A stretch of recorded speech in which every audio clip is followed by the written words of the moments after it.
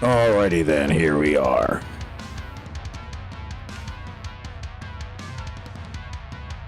Must have been a shitty ass Raw. I didn't see much about it. It is gonna be 3 a.m. The spooky time is coming upon us. I'm getting my levels right just in case it sounds like shit.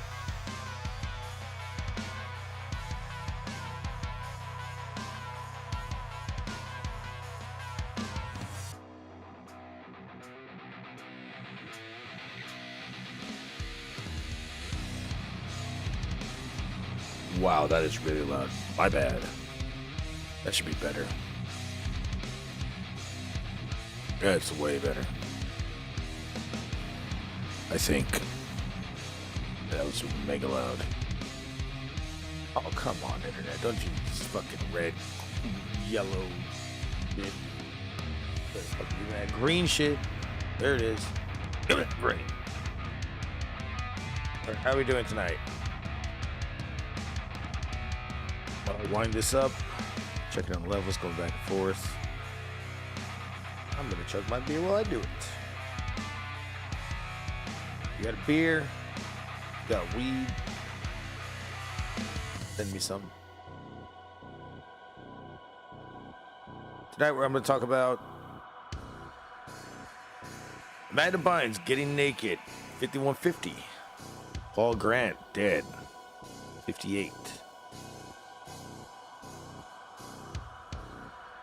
I saw the Shazam sequel last night. It was alright. It was a good spring break movie. Went for broke though. New thing called Kidults. I'll look into it. Don't really quite. I don't know why they keep bringing these names up, like mansplaining and manspreading. Now it's gonna be kidults. Ugh, annoying already.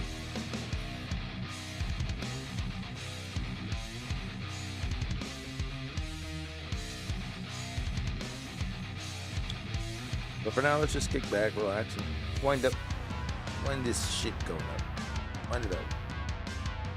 Instead of just going straight into it. I'll hop into the chat and see what y'all are talking about.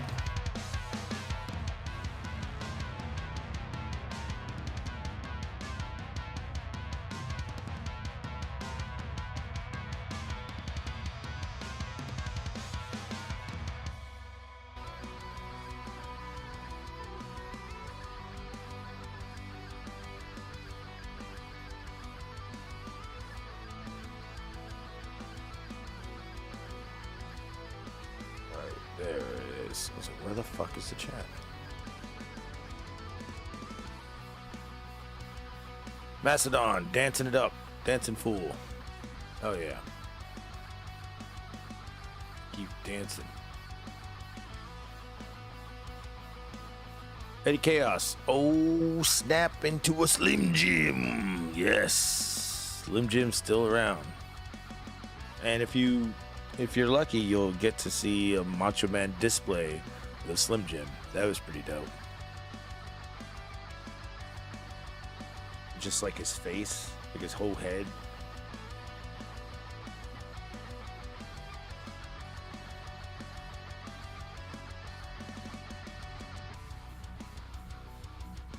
He gives this one. Yeah, you can get it for like $200.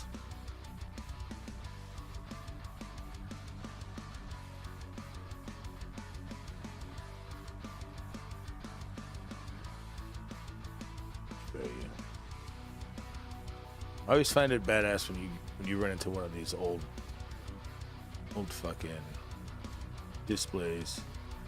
They still look brand new. That one. Not bad, $200. Let me do a Slim Jim, Stephanie. Let me slip my Jim into your. Let me slip my Jim in. There's a joke in there somewhere. I'd buy that. No, I mean I'd buy it from the display like if I see it in a display case and I'm like, yo, how much for that? I'll give you $20.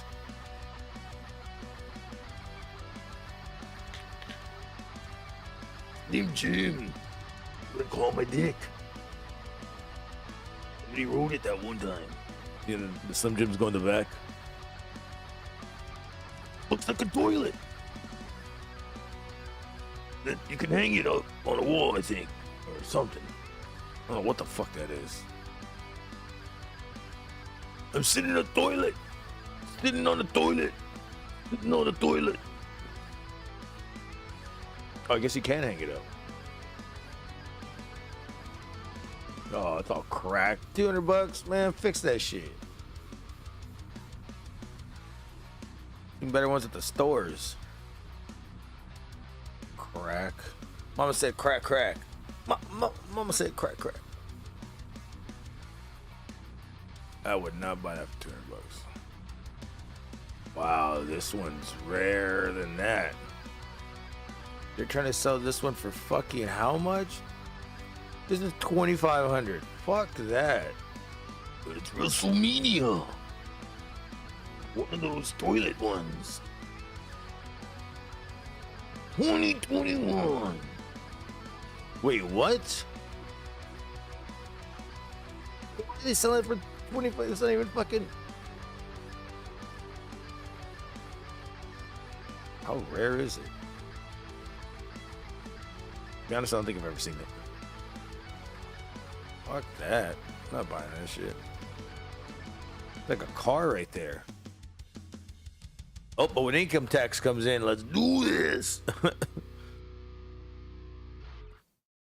There's where he keeps Mrs. Elizabeth hidden. In the toilet? In the toilet, right behind me. Always playtime.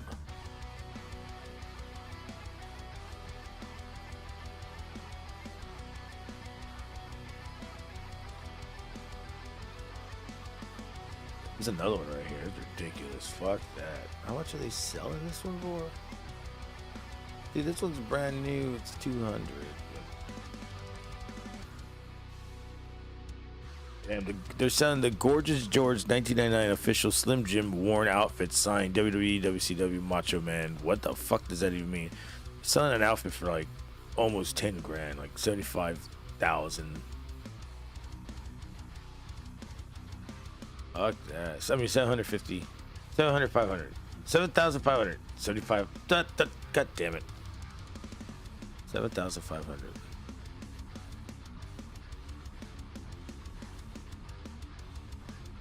And these Macho Mans are, even though they were like, they were just a novelty item. Damn, they're fucking rare and they're worth a lot.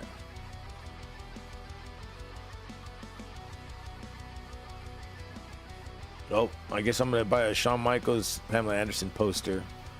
Hang it right behind me from 1995.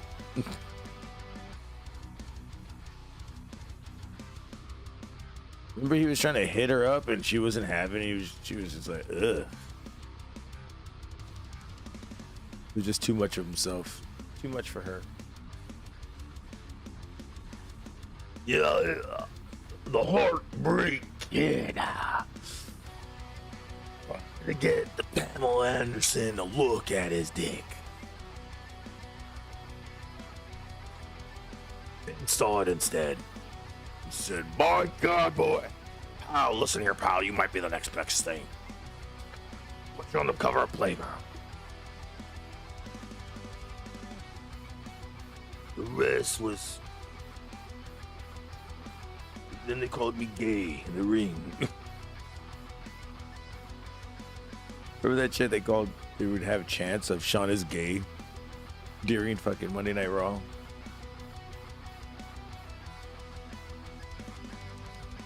That. I don't even know if we should. I didn't even see that. I just know the infamous photo where he's just,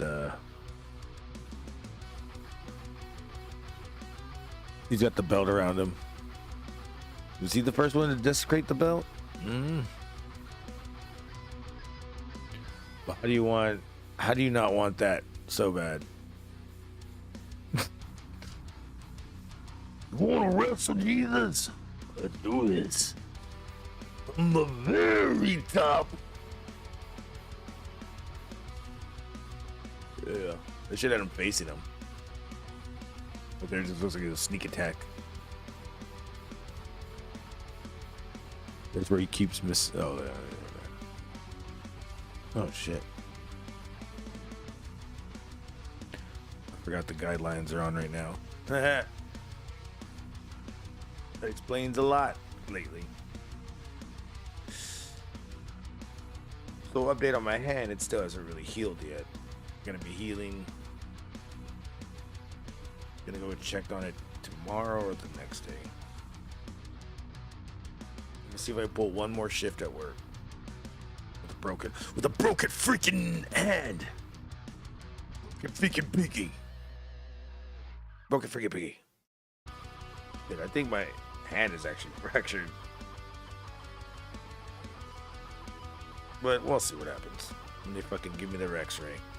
Give me the loot.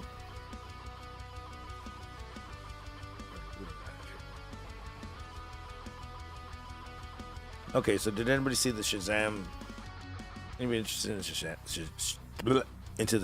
Damn it. This is what sucks. Let me raise myself up. Okay, anybody seen the Shazam trailers yet? I mean, I watched it last night after the whole show, actually, and I fucking didn't expect that. It's kind of a short movie,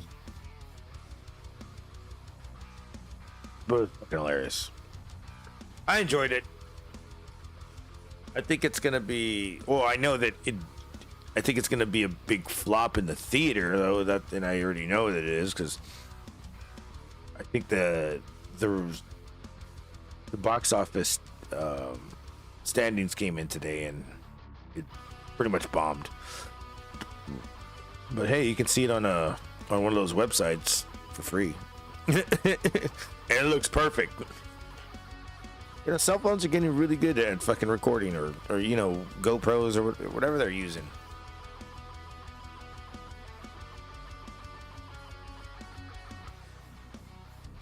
So I watched it. It was, you know, there was good moments there. Kind of don't know where it goes in the DCU, but I think it's gonna be. I think it's already shaping out. So, because I saw like a Green Lantern fucking, like a plushie doll in there, and I'm like, there's no Green Lantern, like in DC, yet. And I know that James Gunn's got the lanterns coming out, which is gonna be badass. Because I bet it's gonna be like fucking, you know, 5 lanterns at once, or maybe he's gonna have Hal Jordan and fuck, what was the other guy?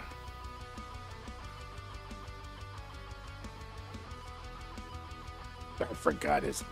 Damn it, Hal Jordan and Barry. No.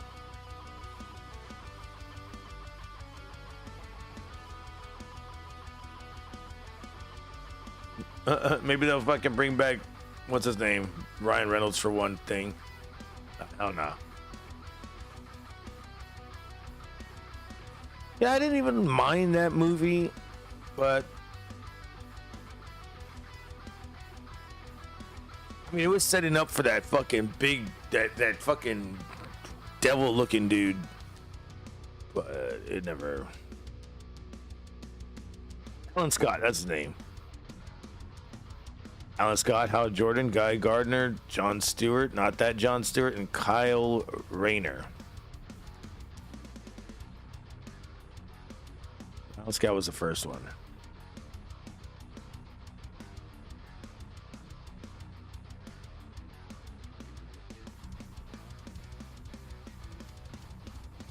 I haven't read a Green Lantern comic in so long. It was one of my favorites back then. I wonder what this Green Lantern would be like. But anyways, yeah, they introduced that. And then, plus they're going to fucking introduce, like, Peacemaker into it, I'm thinking. Because they had, unless they're going to have the Waller people. Maybe that's what it is. The Amanda Waller and her fucking crew are going around recruiting people for the Justice Society. Not the Justice League. Kind of like the predecessor to the Justice League, but they're gonna treat it as like number 2 or like B-roll or like B-rated. It's gonna be weird, but whatever. I'm just excited for that. Damn Deadpool 3 to come out more. Deadpool 3 is gonna be good as fuck. I prefer not to speak. Viper donated $1. I'd buy that for $1. I'd buy that for $1. Ah. I prefer not to speak. Viper just.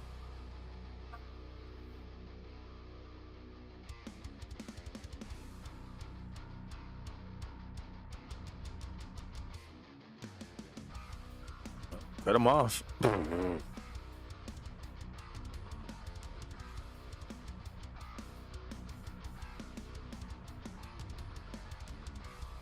Why the fuck did it cut you off?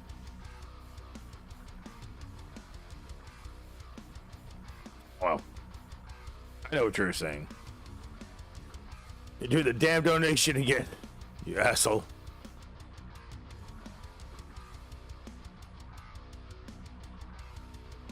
Buy that for $1. Buy that for $1. Ah, I prefer not to. Now I see it. I prefer not to speak. You asshole. Whatever. Until you grow a set, then you can not speak.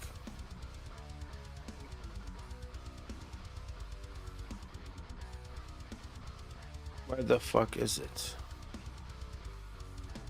Oh yeah, I didn't even pull it up yet.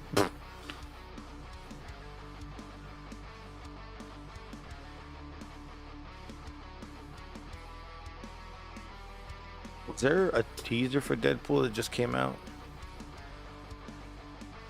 No, I don't think so. Thought there was one, but it was just like a Ryan Reynolds talking about it again.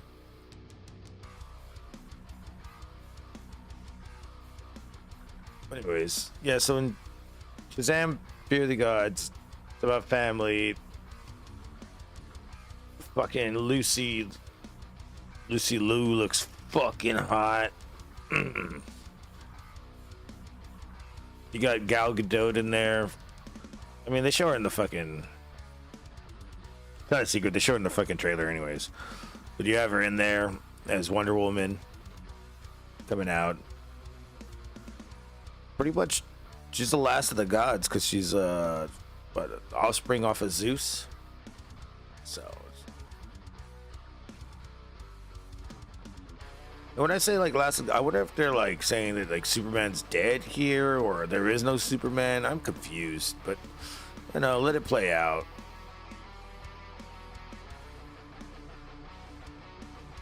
Because I know they're gonna reboot everything with the Flash, and if they're already rebooting stuff, then this is probably a soft reboot already coming into this DCU. No, yeah, DCU, not the DCEU, because that's dead. The Gunniverse. You know, James Gunn said something about like killing and something about kids or something. I don't know what he said. Don't really care. As long as he fixes this shit, we'll be all right. He still got Guardians of the Galaxy 3 coming out. This, right? Guardians of the Galaxy hasn't even come out yet, right?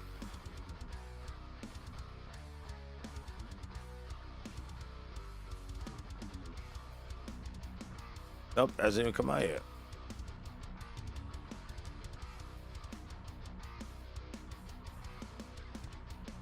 Is there a new trailer? Final trailer, final form.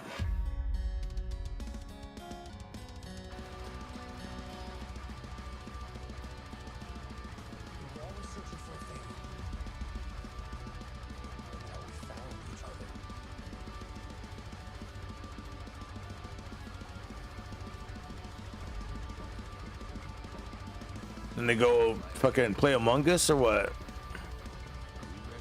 Fungus?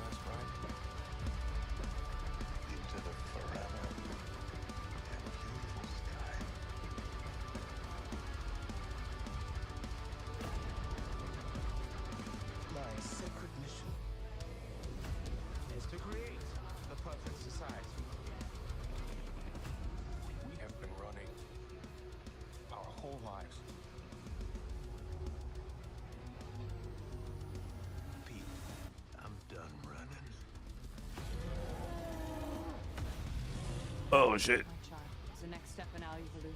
Watch it. It's fucking Gamora's vagina. Fell out again. I think I feel poorly. Gamora's tempora. Adam. Wait, what did you say?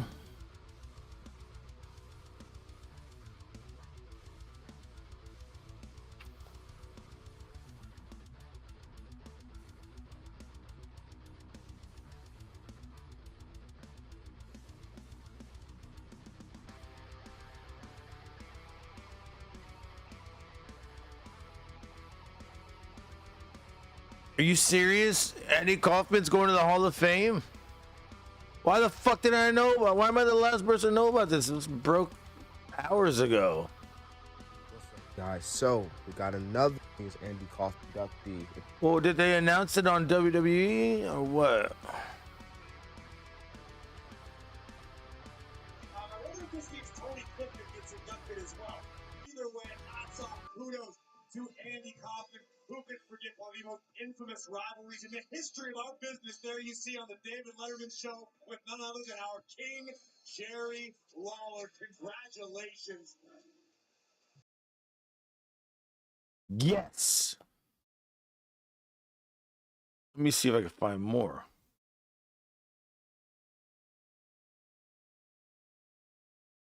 What the fuck? You know he used to fight Arn Anderson, right? Oh no, wait. No, he fought damn it, who was No. He fought alongside what do you call it? King of Memphis. Or what do you call it? Fucking loud mouth of the South. New king of professional wrestling, Andy Kaufman! King! Hello, everybody. Okay. Bubbling over today. The new king of professional wrestling. King of wrestling. Thank you very much.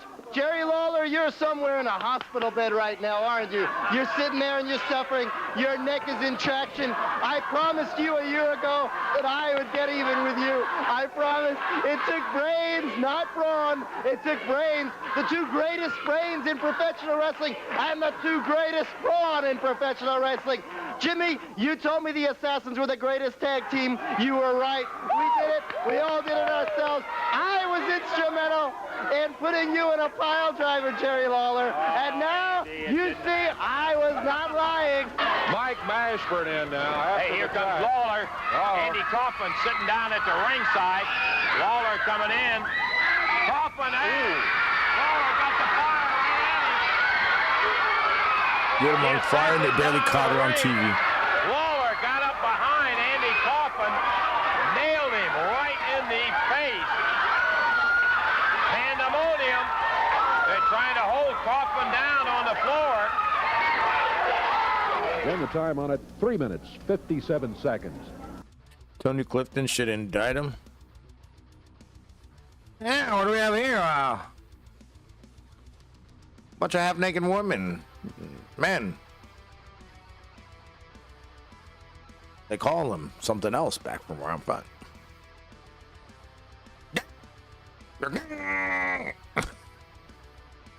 Dude, Tony Clifton should come out. He can't be here, but Uncle Tony's got your back. Wow, wow, wow, wow. If Tony Clifton should not indict him. He should be inducted by Jerry the King Lawler, and Tony Clifton should come out full, like any heel would come out, just full on. Just come out and fucking just roast him. Andy. Where's he at? I saw him last week. He's out there in the crowd. And when I find him, I'm gonna kick his ass. Cause he owes me. He just, I don't know, make it about money. He booked me a club.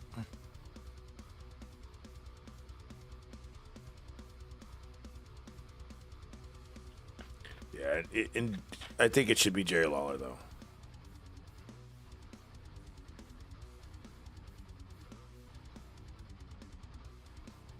I'm pretty sure it is going to be Jerry Lawler.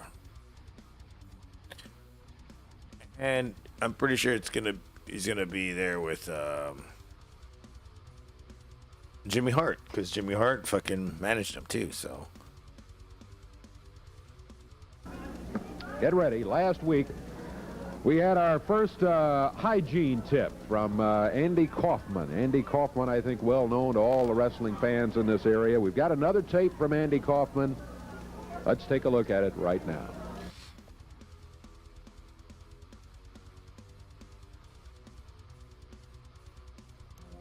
I have no joke. I'm just.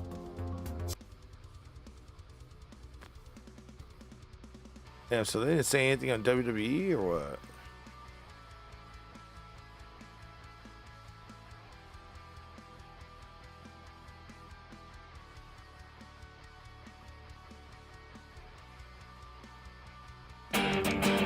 Original celebrity crossover of that type that had never been done before, and that people are still doing movies and books and at him for fucking years. Even people, he got telegrams from people in the fucking business. Lawler did, congratulating him for standing up for the business and dropping that little punk on his head. Even people who knew wrestling was a work believed this. It was, and on the face of it, the most preposterous thing that could possibly be done actually made more people believe in wrestling than anything else that they could possibly do. We're going, oh, Cornette hates all this silly wrestling shit. No, this was portrayed so. Most of the country thinks here's this beloved comedian and star of a network television show that is one of the most popular shows on television. But in Memphis, Louisville, and where Memphis TV showed in his two-state area, Andy Kaufman is the most obnoxious prick, worst stereotype of Hollywood celebrity that you've ever seen. And he's an asshole, and he hates women, and he likes that Jimmy Hart, and they're trying to fuck Jerry Lawler around, and we want to see him fucking brutalized. And so then you have a guy who's literally making seven figures. He had to be making seven figures even in those days on a show like that, didn't he? Certainly. A lot of money. Well, it's a different time. I mean, the equivalent. It was a different time. Tune in WMC Channel 5 on Saturday morning in Memphis and watch Jerry Lawler set fire to him for free.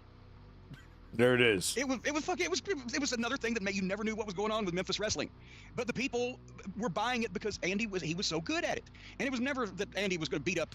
He became a heel manager character, in effect. He was going to find somebody to get even with Lawler for him. I wonder if his son and his daughter are gonna fucking maybe his son and his daughter are gonna induct him, because I mean, why not?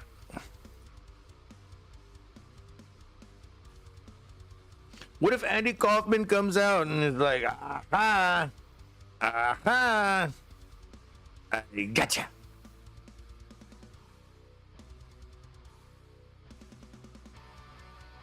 He was a famous actor, comedian. He was declared dead almost 30 years ago. But there's an urban legend. Andy Kaufman faked his own death as his ultimate last prank. And there are people that believe he's been hiding out right here in Albuquerque. News 13's Tina Jensen has the story. He's living in Albuquerque, everybody. Let's go find him. As less a comedian and more of a performance artist who wanted to make the audience question reality. Some say if anyone could pull off faking his own cancer death in LA 29 years ago this month, it would be Andy Kaufman. I think it's certainly possible that he's still alive. Edgewood writer Jack Bristow is part of a group of fans recently 29 years ago. Who explain in detail why that was 9 years ago. So created a whole different life in the land of enchantment. He told people he was going to fake his death before that, and even before. As the story goes, fans say Kaufman has a long-lost son in Indiana who eventually tracked Kaufman down in Albuquerque. Fans believe the son created this cryptic video of Kaufman and posted it online after Kaufman shunned him. Whoever posted the video claims one of the clips shows Kaufman walking through a parking lot full of New Mexico license plates, but it's this clip that causes the most speculation. I don't know if it's him or not, but that one black and white one where it shows his face, I think it looks like it could possibly be him. And it's not the first time the New Mexico theory has come up. A few years ago, there were rumors he was living in Taos. And in 2005, a claim that Andy Kaufman was seen panhandling at an Albuquerque Walmart, something he was known to do as a gag. you know, Kaufman living a whole new life in Albuquerque. Hey, I remember there was in 2004, there was a thing going around that's saying that Andy Kaufman's still alive and he's going to be performing at fucking Walmarts near you, so keep a lookout. But you're not going to know when he's there until he's there. Like, he'd be dressed up as a homeless, or I think he also said Starbucks as well. So I thought that was fucking hilarious. But of course it's a hoax. People saw him being buried. died of lung cancer, which is weird because he never smoked a day in his life.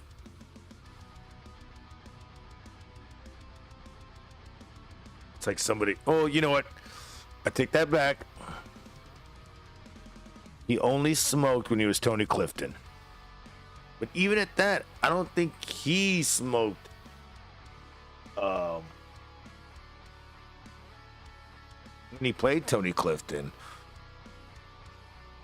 And by the way, it was so obvious when he played Tony Clifton compared to Bob Zamunda. Now Tony Clifton's still around. I mean, you have new people. Bob Zamunda manages people who fucking are upcoming comedians that can do the Tony Clifton thing.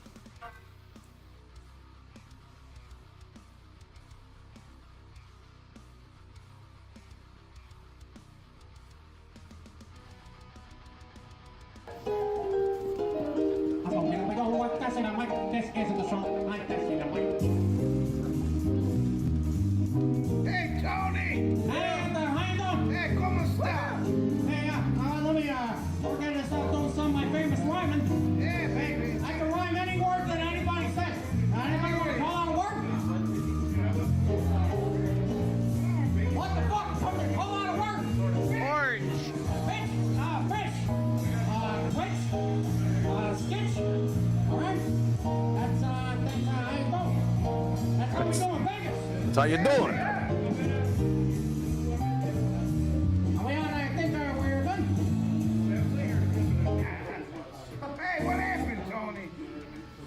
That was a test. If this was an actual song, you'd have been told to adjust your radio dial.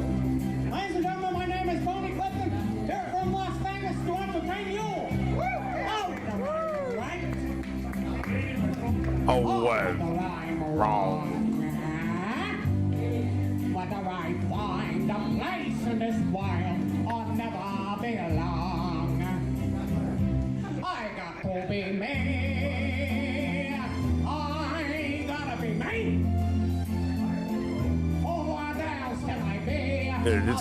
This guy's got it on. He got it on point. So imagine this guy coming out. Andy. Oh, you know, it's been about $33. And some chicken wings. What do you mean you don't have chicken wings at Kentucky Fried? Hey. I want to live. Get it, Tony! I'm not nearly surveyed.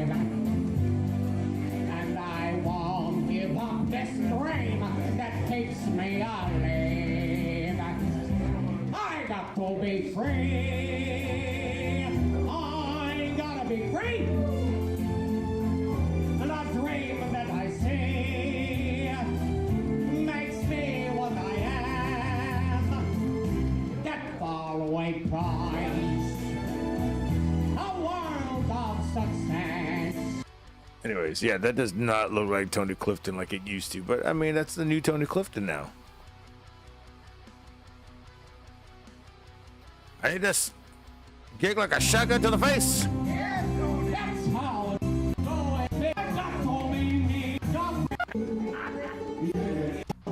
Mambo and Patty, I will play an enchilada with a piece of bacala and a goma. Do the mambo like a crazy one, your mambo.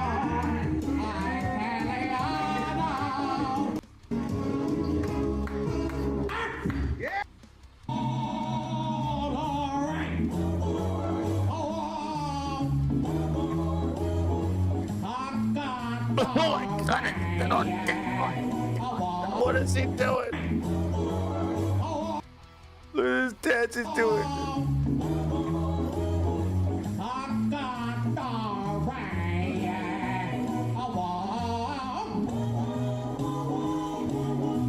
No wonder my happy heart sinks. Has given me. He's not doing insults? Bartender says, hey, wait a minute. We don't allow dogs in here. All right, you gotta get up. I'm gonna throw you out. And the guy says, no, wait a minute here. Let me give him a chance. This dog's just like a human. He can talk. The bartender says, hey, now, you know how many people we had in here? He's not doing any fucking insults like he does. Kentucky Fried. Hoop-de-hoo-hoop-de-die. Mr. McKay. Okay, well. Medley, okay, let's Dollar Tree Tony Clifton, right? I mean, that's what I'm saying. But it's still they're still managed by Bob Zamunda himself, so he sees what he sees.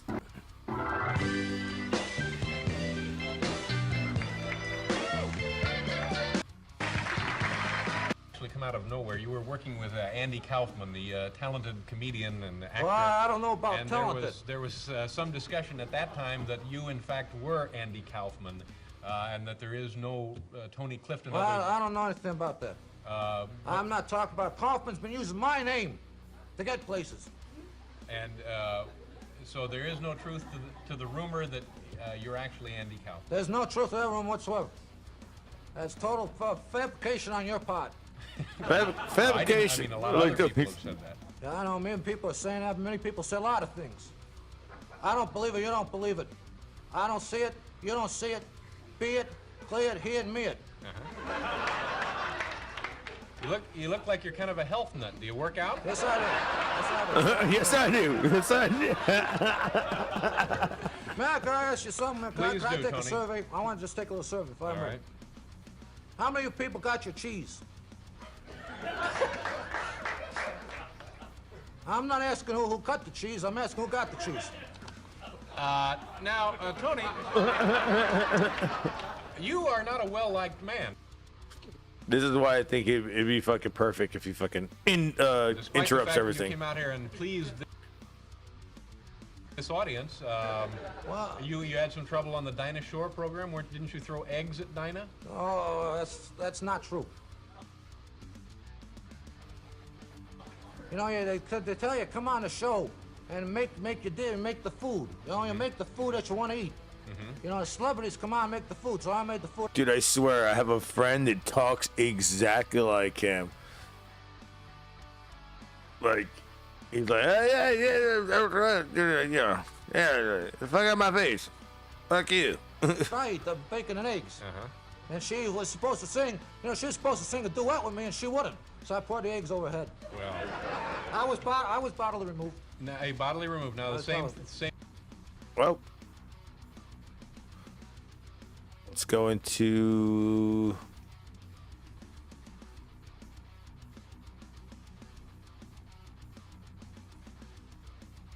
Oh, what is this? I'd buy that for $1. When I buy that for $1 coming through? Big_G has just donated $2. Cheers, essay. Big_G with the $2 for I buy that for $1 that ends up to be with $2 it ends up being $1 because you know, give $1 to me and you give $1 to fucking PayPal. Thank you. And you know what? I will cheers to that and chug to that.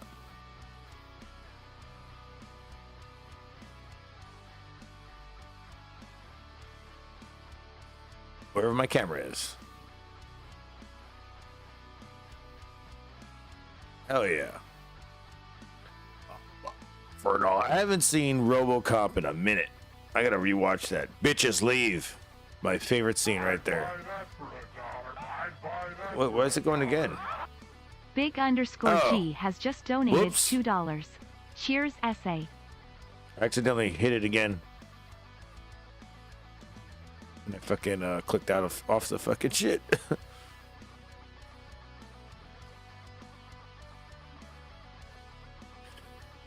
Jim Cornette, Midnight Express. What about it? Demolition?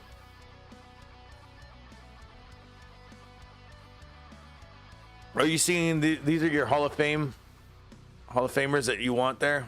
Thank you, Big G. Amanda. Okay, yeah. It was Tony Danza killed Andy Kaufman. What? I remember one time I saw the Tony Danza show, and it was around the same time me and a bunch of friends booked this band called Tony Danza Tap Dance Extravaganza. Because you remember he had that he did that tap dance thing live.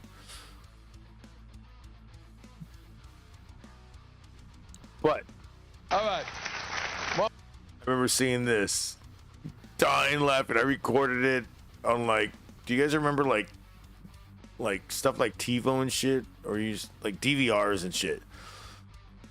So back then you used to be able to fucking plug in your hard drive to it. It never fucking worked. What's that?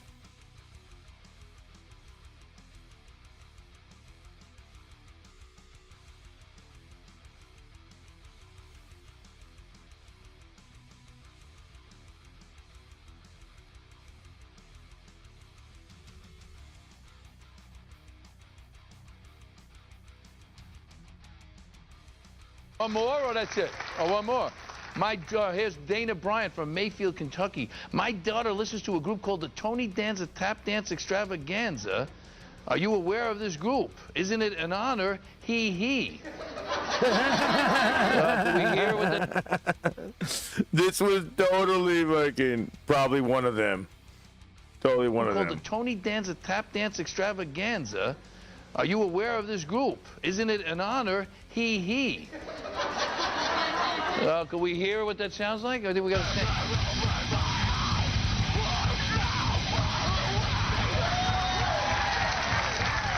Sounds good. Sounds good. I'll be humming that all day. Now, if you have a question or a comment, log on to TonyDanza.com and let us know. We'll be right back.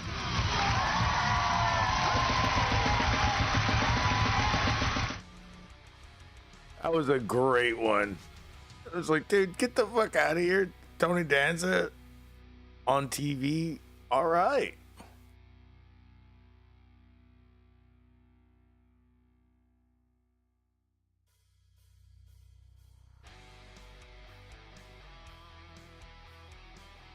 This was like their most famous song, too, by the way.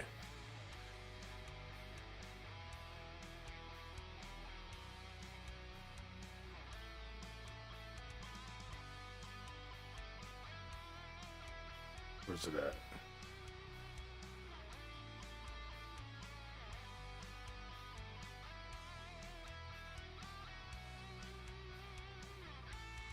Damn, what was it?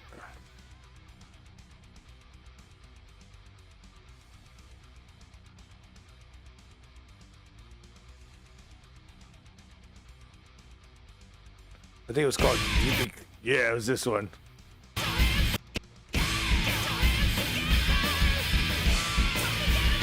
Call so you get this message. Thanks. Let's do it.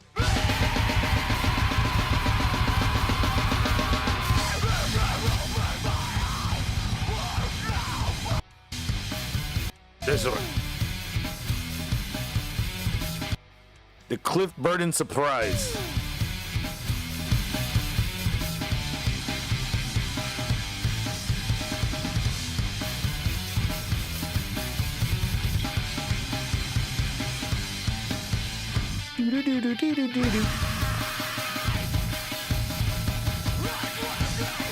They just go into like, they do the like a Michael.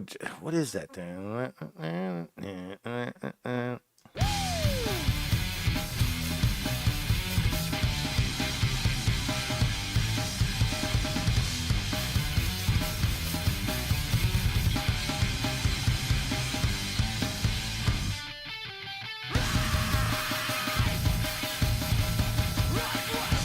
The first time I heard about this band, the way I came across them was, you remember a thing called mp3.com back in the day before they got shut down by mp3.com? Yeah, that's where I fucking heard about this band, and they were like one of the top charting artists, and you know, bands like this weren't even big. So when we heard about them, we got in contact with like their fucking managers and just fucking booked them. Dude, I remember people came out of the woodworks. I hadn't seen people in like, I don't know, 8 years. at shows and came out of the woodworks for this band.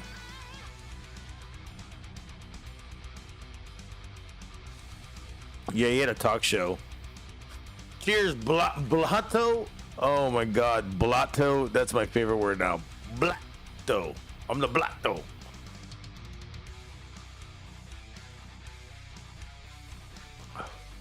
Let's hope my hand isn't that bad, so I can start playing guitar again. I really miss playing guitar. Yeah, it was a nasty ass riff. It was a great riff.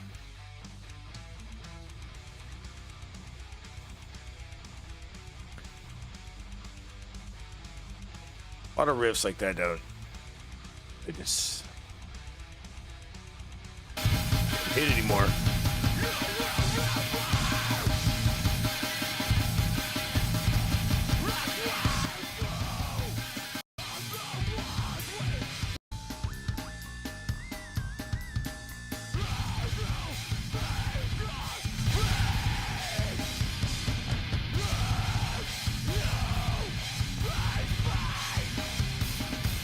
So yeah, I can't believe Tony Danza played this band on his fucking shit.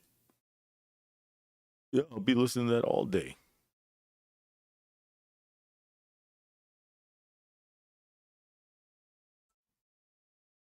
Liver.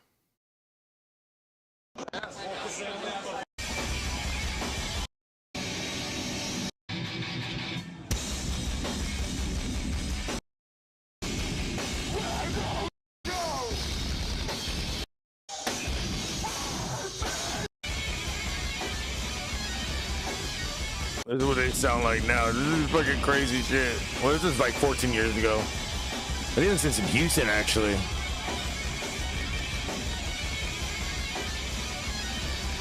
think this is Java Jazz.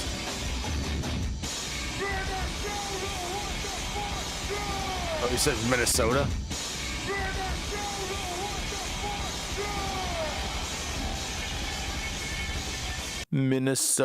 Minnesota. Where the fuck are you? It's St. Paul, Minnesota. But anyways, Andy Kaufman going into the Hall of Fame finally after all these fucking years. That must mean the WWE's really scraping the bottom. They're like, well, we can't have Jake Paul go into it. He's still there. We can't have Hugh Jackman go into it because I don't know, just don't have him in there. Oh, but we're gonna keep Drew Carey. Yes, pal. He makes me laugh. His jokes that he did on the WWE, that was the only thing I've ever seen in my life. I don't know who the cat is or where he's from, but he's awesome. You know that Vince McMahon doesn't watch anything besides the product of WWE? Like, he doesn't watch any. He literally does not know anything. Like, he doesn't know about movies, music. He lives and breathes this product. He is in a bubble going around. I think Dolph Ziggler was the one that pointed it out. He was just like, oh, well, he said he was going to go see a movie that was comedy or something. He's like, well, why don't you watch Santino Marella? He's comic. And they're like, Vince, you really got to get out more. That's all he fucking knows. But the thing is that he built this company. Of course he's going to live, breathe it. He's going to love it, everything. He has to watch everything. He probably has the best. Like, fuck the network and fuck YouTube. This guy he owns all the original tapes. If he wants to, he'd be like, in all the original tapes that are broadcasted, all the original tapes that have all the fucking behind the scenes stuff that they used to do, and the camera just kept going. I mean, the trucks were there all night. The cameras were running. They would just record extra shit. You think Bob Barker should be in the Hall of Fame? When was Bob Barker in WWE? I don't remember that.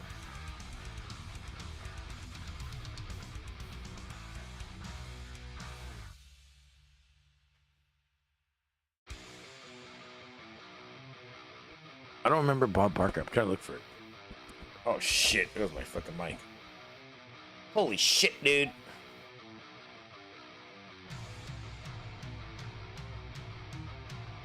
Oh yeah, right here. If it hadn't been for people like you, I would have had to go out and get a job. But tonight I have the job of playing a pricing game for you. And as you well know from having watched the show over the years, to play a pricing game, I have to have contestants. And we have a fine announcer named Howard Finkel. And Howard, will you get me 4 contestants, please? Will do, Bob. Santino Marella. Oh, come on down. Santino? I don't see it. Chris, we're waiting. Here he comes. Oh, look at Here he comes. Julian Hall. Come on down. Here he comes. Let's watch it. Down here. Oh. Here he comes. Or Shyster. Come on down. Everyone or Shyster. IRS. Come right over here. How did he get in here tonight? Chris Jericho. Come on down. Oh, I can tell he's popular. I can tell he's popular. Where is he? Where's Chris? Chris, wherefore art thou? Chris Jericho. Chris. Come on down. Chris, you're being paid. Where's Chris? I don't see. Chris, Why the fuck was the IRS there? Here's Chris. Doesn't look too happy. Oh. He's like a lot of contestants. He's taking his time because he knows that he's getting more camera time. He wants everybody to know he's here. All right, Chris, get down there. Now we want to find out, what are they going to bid on? Please, Howard. Bob, it's the Best of SmackDown 10th Anniversary DVD. So stupid. Anniversary. There we are. This 3-disc set features matches, highlights, and a countdown of the top 100 greatest moments in SmackDown history. The DVD. Yeah, dude, I had friends that were on Price is Right, and they won a trailer, but I think they ended up just leaving it. First of all, they're a band on a road with their trailer already. And then they saw that you had to pay all these taxes. If they did get the trailer, I think they hawked it. But yeah, there was no way they were gonna get the trailer. Tax them winnings. But it could be yours right now. RS coming after. RS coming after Joe. Big_G has just donated $2. Blatu. Blatu. Blato. The Blato is here.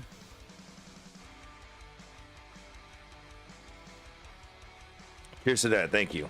My fucking finger is really fucking fucked up. I'm gonna go get this fucking fixed tomorrow. Either that or I'm gonna fucking risk it one more day to go to work. I'm gonna get it fixed on Wednesday. Like an extra $100. Might need it.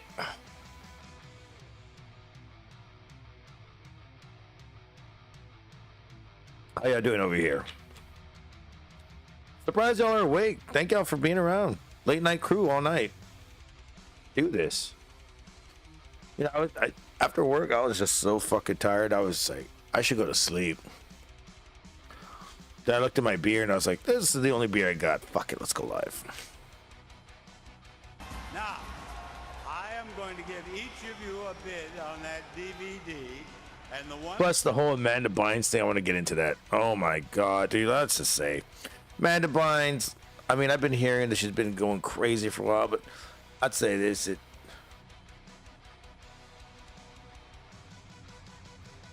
ain't nobody trying to help her. They're just like making it worse at first. Now they see what the fuck they did, and they're just like, let's try to get her help. Now she's like far gone. So she just had a psychotic episode Sunday. She was found.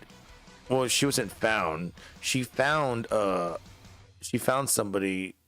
Like she knocked on somebody's car in the street and asked to use their phone, or saying to call the cops on her because she's having a psychotic. She's coming down from a psychotic episode.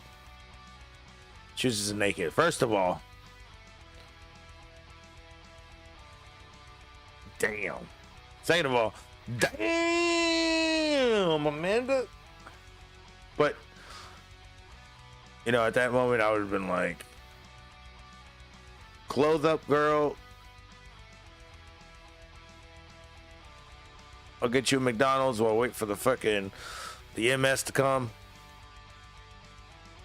You know, help her out. But I'm pretty sure nobody knows what she looks like anymore because she keeps wearing wigs. Fucking dyeing her hair. Got those full lips now. She got a tattoo, maybe a tattoo on her face now. I always see that heart, that's why.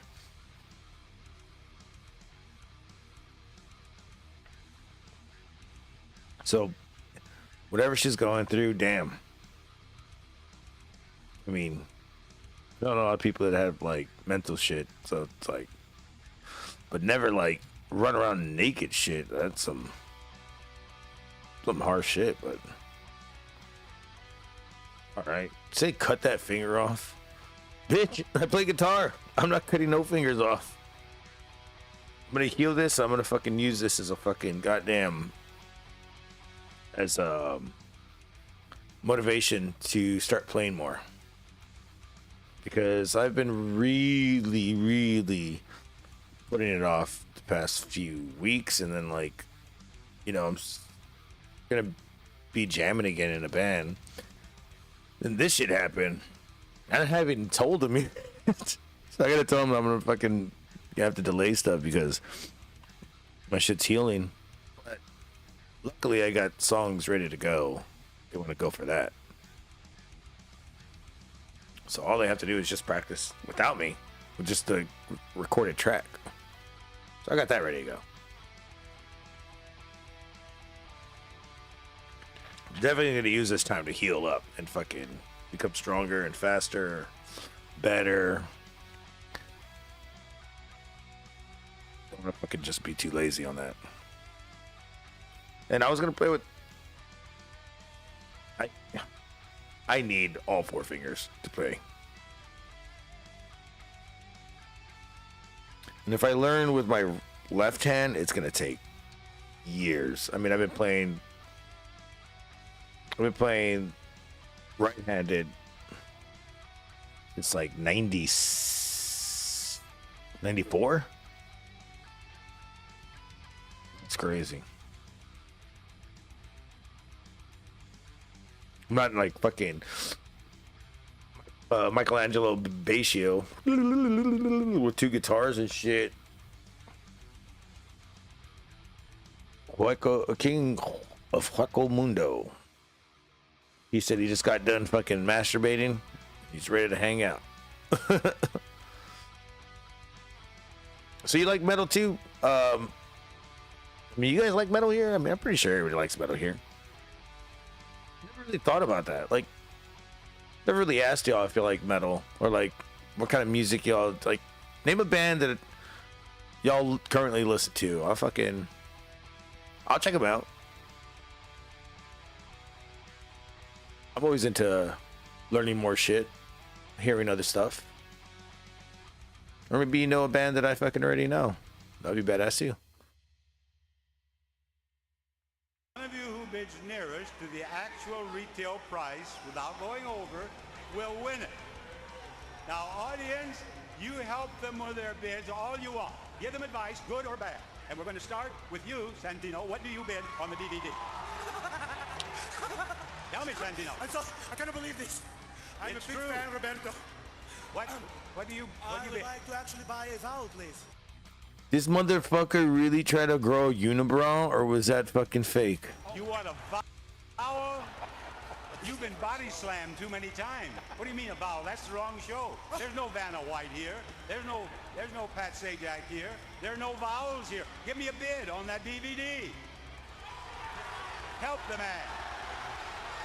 I'm not very good with numbers, so. What year was this? Because I feel like this is like the year that WWE was just like. But then again, they have red. Oh, they have the pink ropes. Yep, this is WWPGE. How much, Santino? 1,465 American style dollars. What the fuck? $65 on a DVD? I don't think he's overbid. You know, how much do you think? You know, if I go into eBay and look up that exact one, somebody's gonna have a fucking account that says it's gonna be 1,400 and whatever. Do you? Jillian, you can do better than that. What do you bid? Well, before I place my bid, Bob, I just want to say that I'm a real fan, and I prepared a really special song just for you. You want to sing for me? Go ahead. Let's hear it.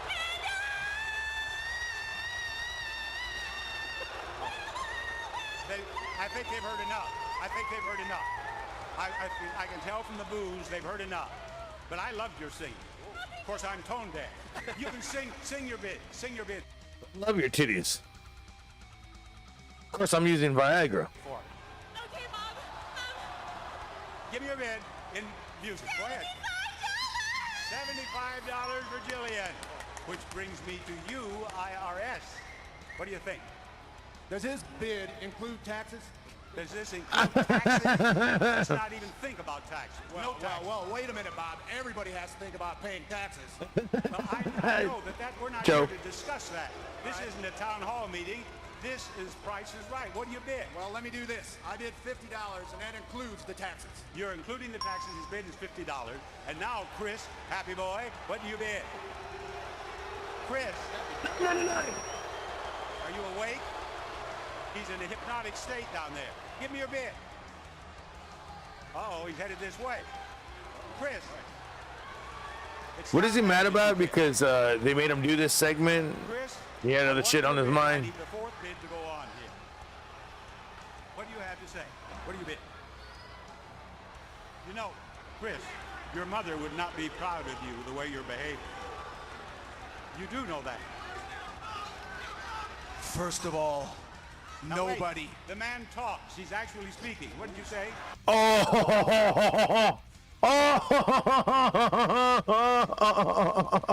You know, Bob Barker is an actual fucking asshole, right? Like, you don't give a fuck. That is hilarious. He just told him that. Your behavior. You do know that.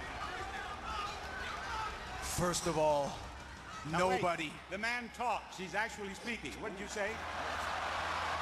What did you say? Please. He's pouting. He's pouting. I told him that his mother would not be proud. He's being naughty, don't you think? You watch your mouth, Barker. Let me explain something to you. Yeah. Do you understand? Let me explain something to you, old Right man. ahead. Go right ahead. Nobody calls me Chris. No, what do they call you? You need to show me respect, yeah. I'm respectfully asking for your bid. Don't boo, I think it encourages you. You need to call me Mr. Jericho. I do. Yes, you do. You need to pander to me and show me respect because I am the best in the world at what I do. That's debatable, I'm sure. I'm sure the audience would agree. And I am one half. One. Did you hear that? Yeah, I heard the half. number one. That's your bid. No. One. Get off the stage. Down there. That is your bid. Get down there. Pick up your Yes, induct fucking Bob Barker. I'm with you, Pico. Let's just do this. The dude is fucking hilarious. He's an asshole. I love it. He's like, bro, you've been in wrestling business forever, for 28 years. I've been in show business since you were a cum dust in your daddy's sack. Fuck out of my face. Show business is way harder than fucking wrestling business, because wrestling business, it's what, one company that talks shit about you and shuns you away. I mean, one big company. He's in show business, motherfucker. On networks, movies. It's probably a porn called fucking But the Dick Is Right. And he's just there talking shit to the bitches. What do you want from me? You want a new car? Well, you know what you're gonna have to do. Rock and roll. Tag now and be a good boy. I'm gonna have to take you over my knee. Get down there. Get down there. His bid is $1. Now we are proceeding. We are proceeding. The actual retail price is $18.90, and believe it or not, Chris Jericho wins with his $1 bid. He wins, much to the dismay of the audience. Chris, get out there and get in that ring. You won the DVD, and we're going to give you a chance to win another prize, aren't we, Howard? Howard's like, I am smoking weed.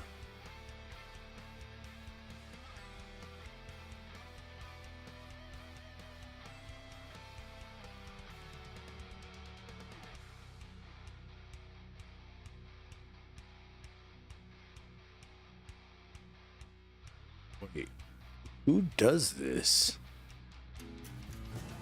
That survived the plane. I'm sitting there.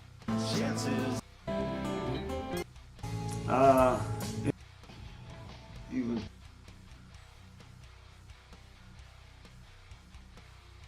Wow.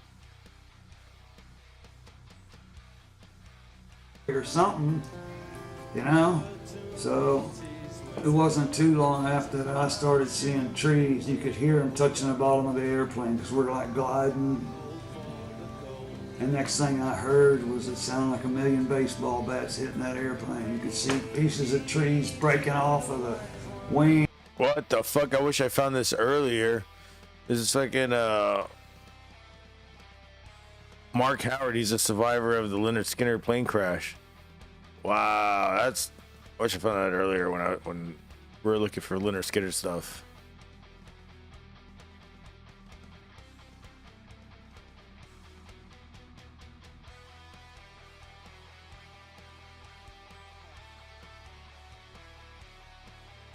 All wretched too. History, and but it's not many of us that can say they were there, and you were actually there. Yes, fortunately and unfortunately. Unfortunately because of the injuries I received, but in a way fortunately because the Leonard Skinner band, like I'm not, I don't see the new group terribly often, so and I don't mean this to disparage them, but the Leonard Skinner group that I knew in 1977, they were the salt of the earth. They were some of the best people I've ever met, and despite the plane crash, I am pleased to have been associated with them in any way. Great people. Why don't we move forward in time? Why move to the crash? Is everybody burning? Everybody on fire? With me?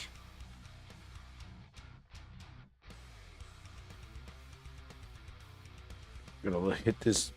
I only have one bowl. Hitting this bowl. Wait, do I have more? Nope, that's it. Let's do this! How are we doing over here in the chat? You guys awake still? I know it's pretty late. But hey, it's It's Barbara Streisand. It's gonna come after you. Yentl.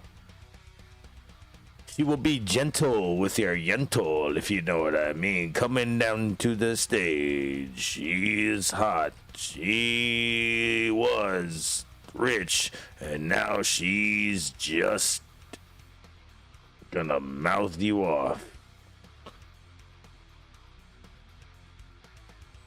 Barbara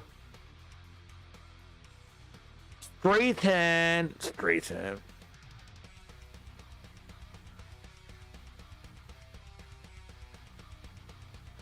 How does Michael Strahan say Streisand? Streisand. Oh, well, Michael Strahan fucking got his gap fixed. Michael Vick didn't get his anything fixed. Except for his dogs, maybe.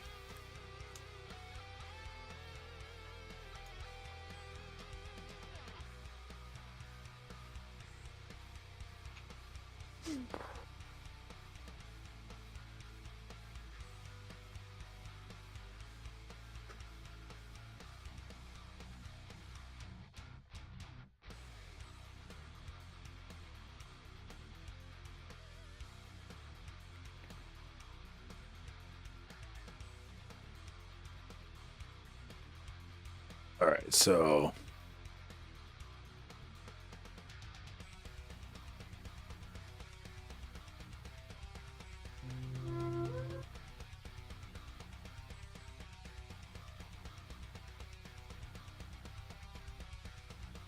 the fuck, where's it at?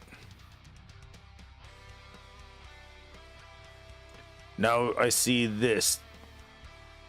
So if anybody's seen Star Wars, and of course we have, the Ewok, the most famous Ewok in Return of the Jedi, just died yesterday, I believe, or today. He was this Ewok.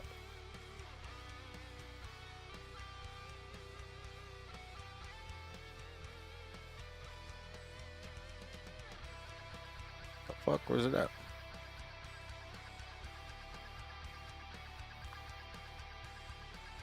This little critter died today. It was Paul Grant. He was in this. He was also in. Was he in Labyrinth? And then he was in Harry Potter for like one movie, like in 1999 or 2001, something like that.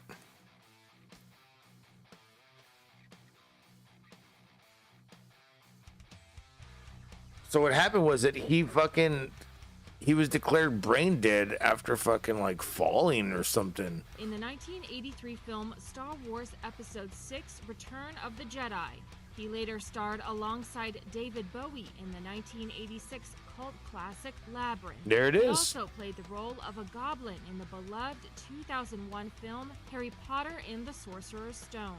The actor's girlfriend Maria Dwyer tells The Sun, "Paul was the love of my life. The funniest man I know. He made my life complete. Life is never going to be the same without him."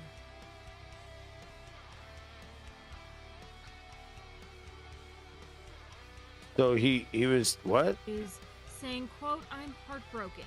No girl deserves their dad to be taken. He's gone." News reports that Paul was declared brain dead after he collapsed at a London train station on March 16th.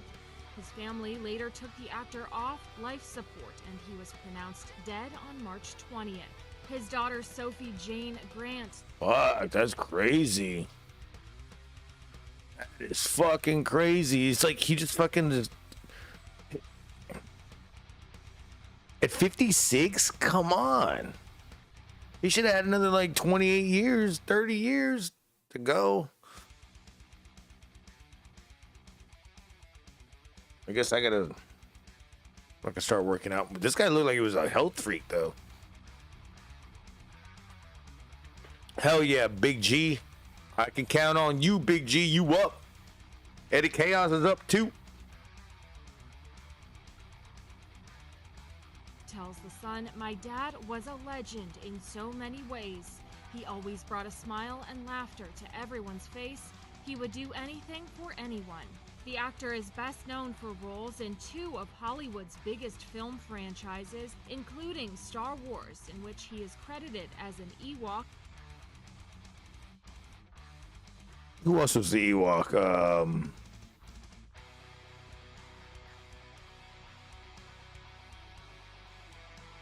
Wasn't it Warwick Davis too? Was an Ewok? Yeah. Warwick Davis was an Ewok. Oh yeah.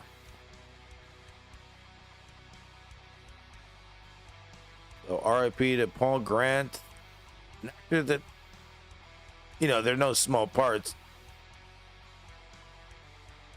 There's no small actors. There's no small roles, just small actors. And the guy definitely was both.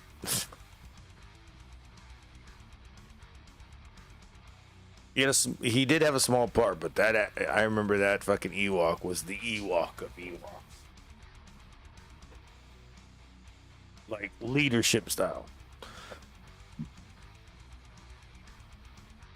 That one and the other one that died too. I think this is the one that fucking. He's trying to pick up the one that's dead. Like, oh.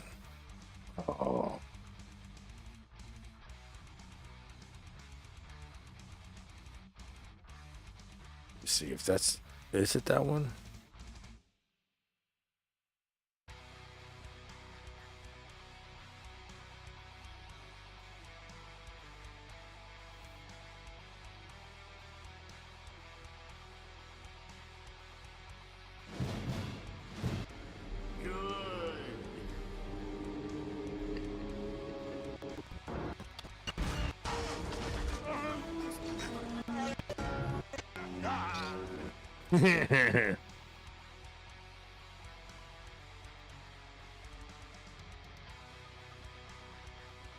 Where is it at?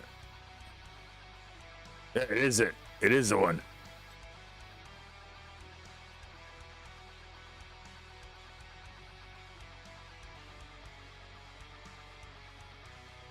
You see me here running with this shit. Let's see.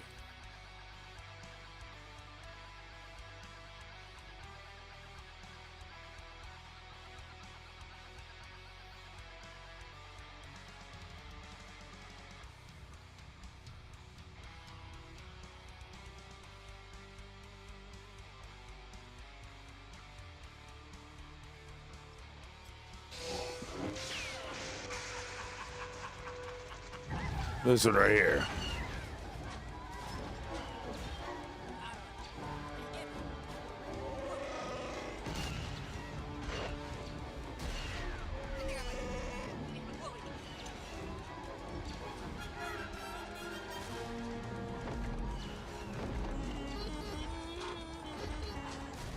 Why is he doing the Tarzan thing? That's what I always wondered. I feel like they took that out too later.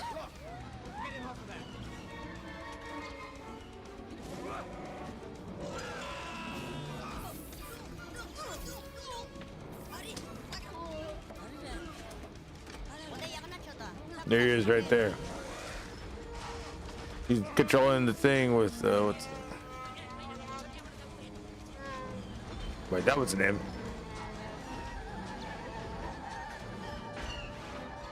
This is him down here. With the stick.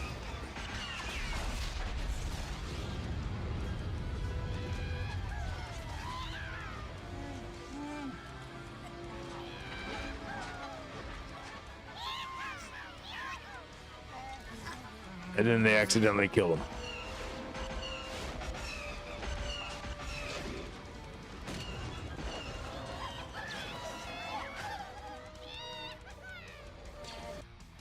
Anyways, fucking Ewoks.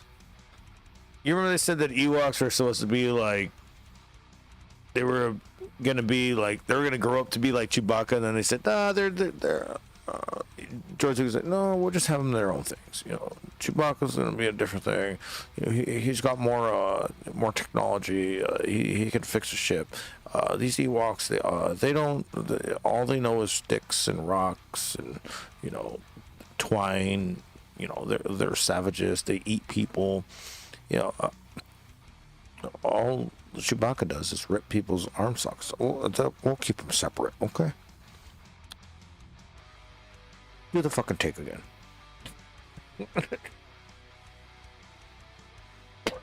Do the, yeah, well, fucking hear me? Well, fucking hear me.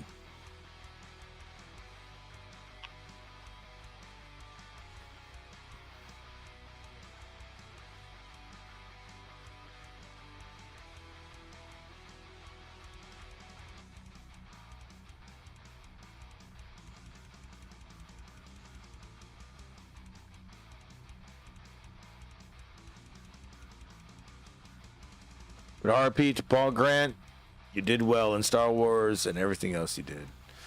It might not have made us notice, and then we did.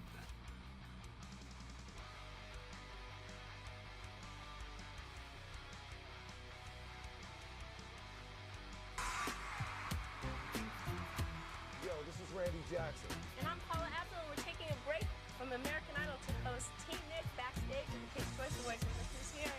Amanda's in the house. Hi, everyone. And she just won. And also my 18th birthday today. Oh, happy birthday. Happy birthday. And an award. Exactly. Thank you so much. Look behind you. It's to spin the ball. You ready? No. Uh-oh. Well, you know what chill out means? Chill out means that you have to answer questions with a mouth full of ice. Ice. Are you ready?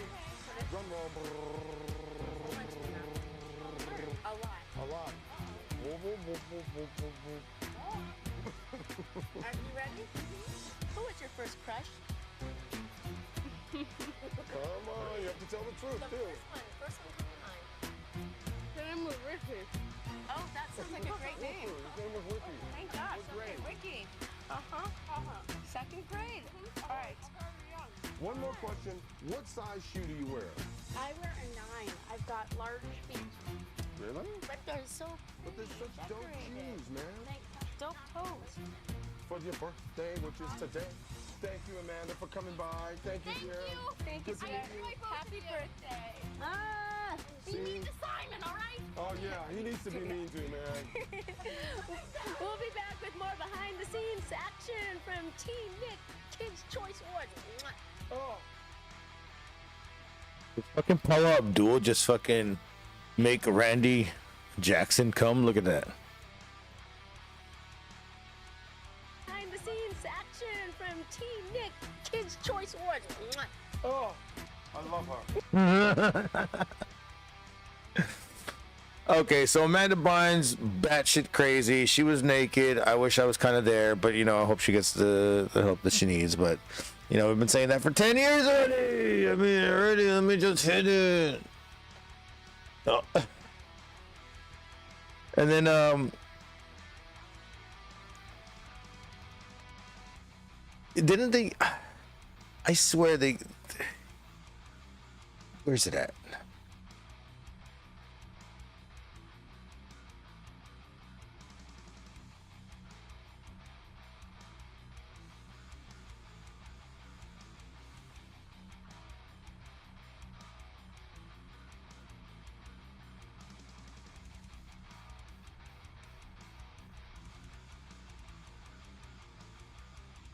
I mean, how long have we been waiting now for a Good Burger sequel? Mhm. You know, we've been talking about it for a Yeah. hot second. And I was watching this earlier, but damn, they there was another one where they're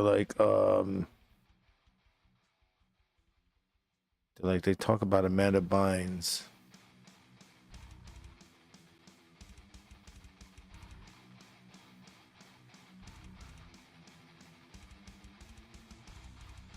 Fuck is it?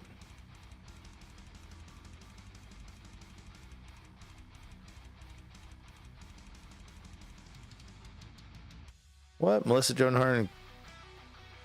finally you dropped the news. Ladies and gentlemen, Kel has something he'd like to tell you. Wow. All right, here we go. Kel, whenever you're ready. Ladies and gentlemen. Oh, wow. We saw this the other day. Welcome to Good Burger, home of the Good Burger, Part 2!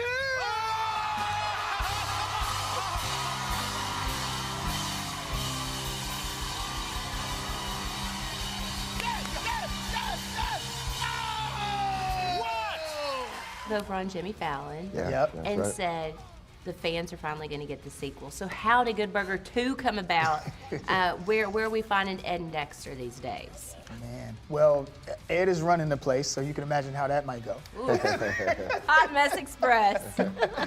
Yeah, and then Dexter's still up to his, crazy antics, and Good Burger, might get into a little bit of trouble, but that's all we can tell you. Great. Now, when they do this, they better not make it about family and having kids and all that shit that everything let me down with. Jay and Silent Bob, the third one or whatever, that bullshit, that new one that came out. The Bill and Ted, that bullshit that came out. Having it be about family or kids or anything like that. I'm just like, about their kids and having their no, make it a part 2. If not, we're like Ghostbusters. Ghostbusters did it kind of a good way though, but still at the same time, it's like,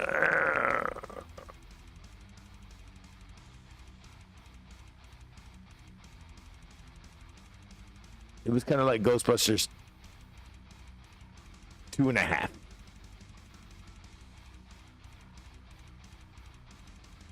Which there should have been a Ghostbusters 3. I should have figured that lunch with you would be different. We don't give out too much. Oh, come on. You can tell me more. It might not even be that deep. No. Okay. Are y'all in production on it already? No, we will be soon, though. Yeah. Okay, well, if you need ET to make a little set visit, We definitely Come do. on. Give me a holler. We definitely do because we want to get the word out as much as possible. Yeah. It's very exciting. Like we just announced it last night, so Right. like that was, an intense kind of 12, 24-hour kind of turnaround to see like everybody's like excited. Like they always respond pretty positively when we like, hint at maybe it's possibly going to happen or whatever. Yeah. But to give it the official go was just a very special feeling. And yeah, everybody's really excited. But now it's like, let's get the product out there. Yeah. Let's get it out. Let's get it give the done. people what they want. Exactly. And finally give them their burgers. Come on. Hey. Okay, And I gotta soundtrack. What the fuck is this? And I'm thinking about the Good Burger, home of the Good Burger. Can I take your order? Welcome to Good Burger, home of the Good Burger. Can I take your order? Whoa, what? Are you my sister? Is that your sister, bro? I think that's my sister. I know.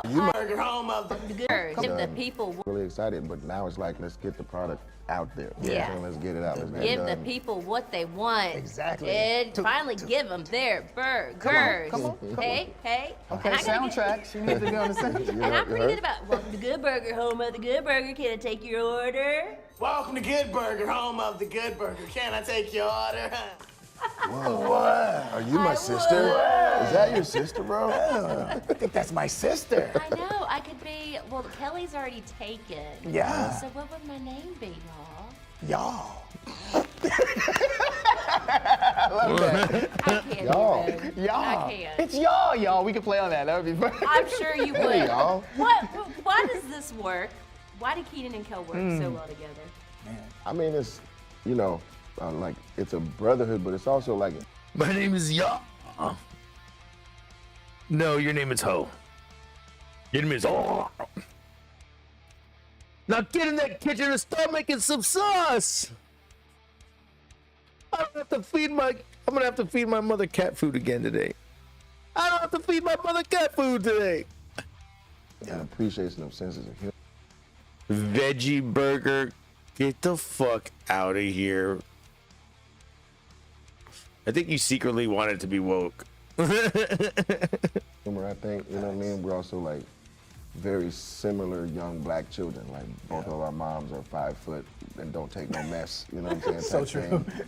Atlanta, Chicago, like, you know, similar cities, similar experiences, blah, blah, blah. So we just had a lot, you know, to connect with, like, in the beginning, to relate to each other, whatever. But he makes me laugh so much, I hopefully make him laugh, you know what I mean? You and it just do, all the goes time. back and forth like that, Yeah, and man. it makes work not feel like work. Yeah, So it's just good. fun all the time.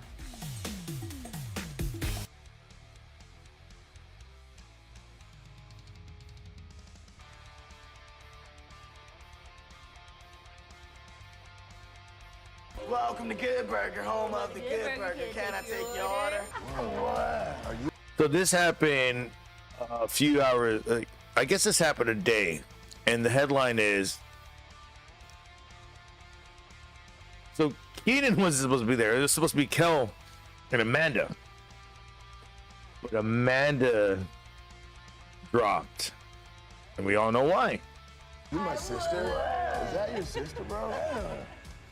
So how did Good Burger 2 come about? Where are we finding Ed and Dexter these days? Ed is running the place, so you can imagine how that might go. Hot Mess Express. Hey, would you watch it? Hey, yo, Keenan, can you come on out here real quick?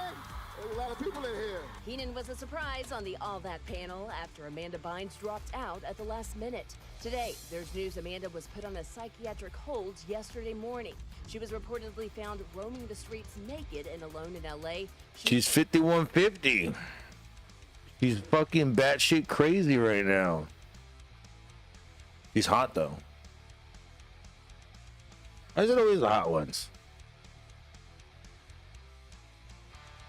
It's like I always feel like it's always the hot ones that are crazy, and then girls always tell me it's always the gay guys that I like.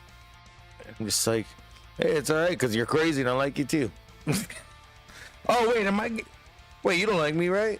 All right, good, thank God. She waved down a car, telling the driver she was coming down from a psychotic episode, then called 911 herself.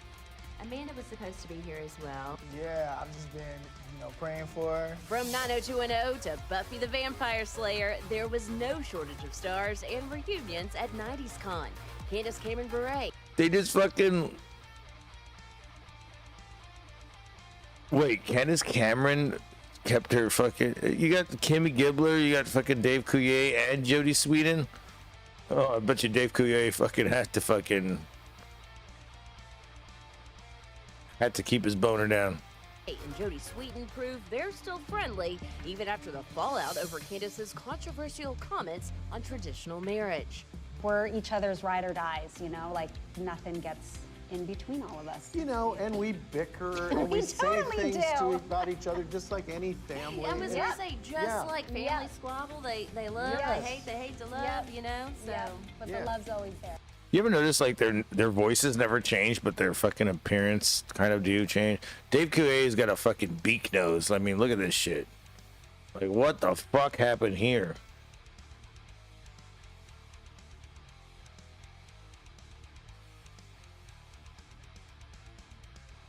What the fuck?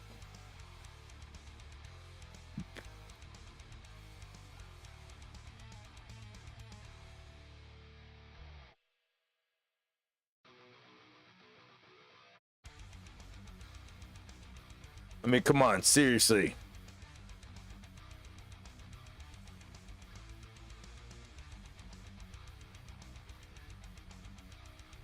Look at that shit.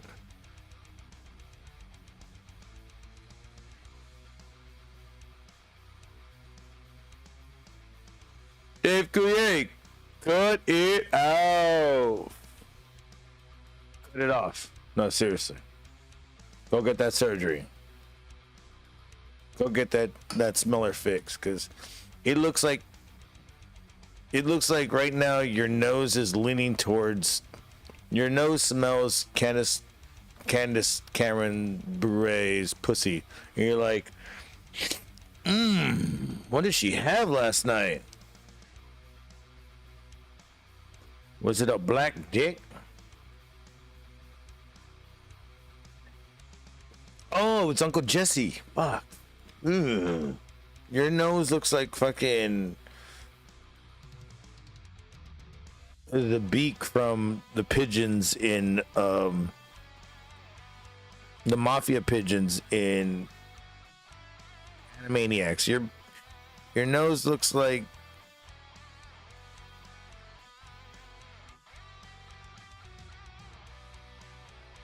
Lee Grant's clitoris. Your nose looks like the last of fucking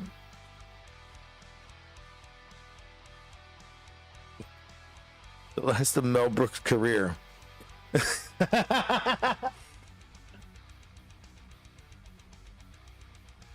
I mean, damn. Hoo-yay.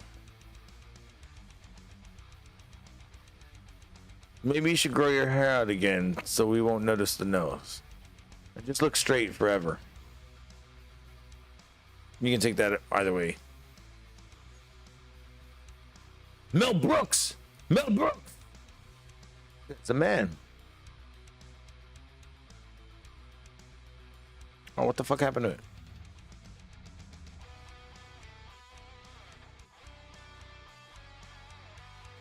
So I really do want to see Good Burger. I want to see what's going to happen. I do remember it happening back in the 90s. I was around for that. I remember ordering it on pay-per-view before it came out on, like, for rent. Then when it came out for rent, of course I got the fucking movie. I got the VHS. I got the DVD. The DVD was better.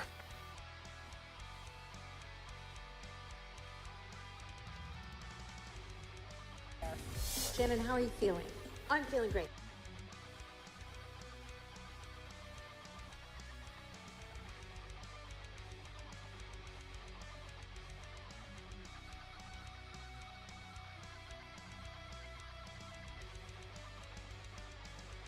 And now, a short history of the hamburger. America's love affair with the burger began in the 1950s. What started as a simple meat patty was soon coming in all shapes and sizes. Whippies, Whoopies, Sonics, Tweety Burger, and Yummy Burger. Competition for customers led to the Burger Wars. Billions of burgers later comes the ultimate showdown. Good Burger versus Mondo Burger. Burger, action. Now a special preview of a new movie starring Keenan and Kel. It's about a burger stand called Good Burger.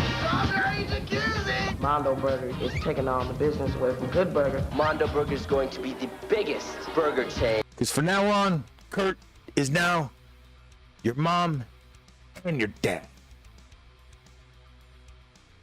Kurt must awfully look a little weird naked. On this planet, and they have really big burgers. Huge! How do they do it? Their goal is to take over the fast food world. There he is. That's your huge! How do they do it? That's Their your goal is to take over the the Nickelodeon fast god food right world. there. I want Good Burger out of business. It's good versus evil. You guys are grass. It's definitely action-packed. There's music, there's dance, there's a lot of conflict. Just give me a good chick. Really? It's a straight-up comedy starring two of the funniest kids I know, Keenan and Kel. Yay! Oh, man. Get him. Crazy, they were kids when they were like 16 here. And this is the funniest thing they've ever done.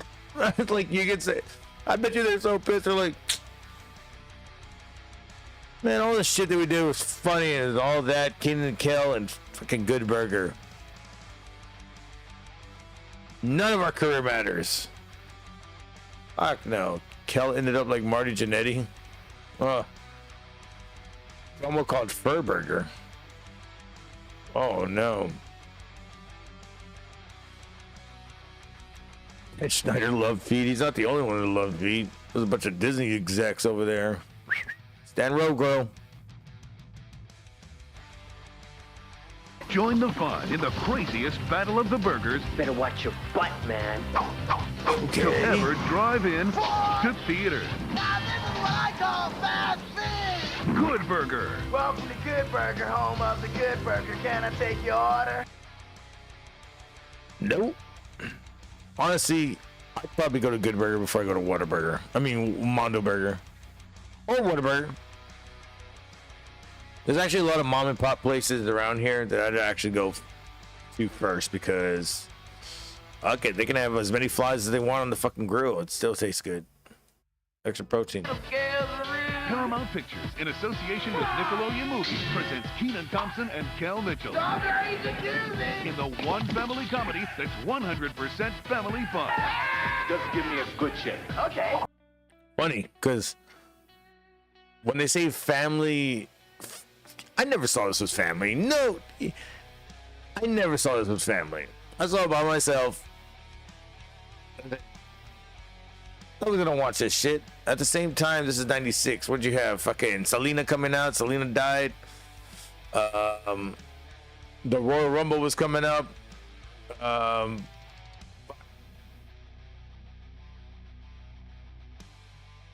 There was so much shit going around between 96 and 97. Fucking Titanic in 98.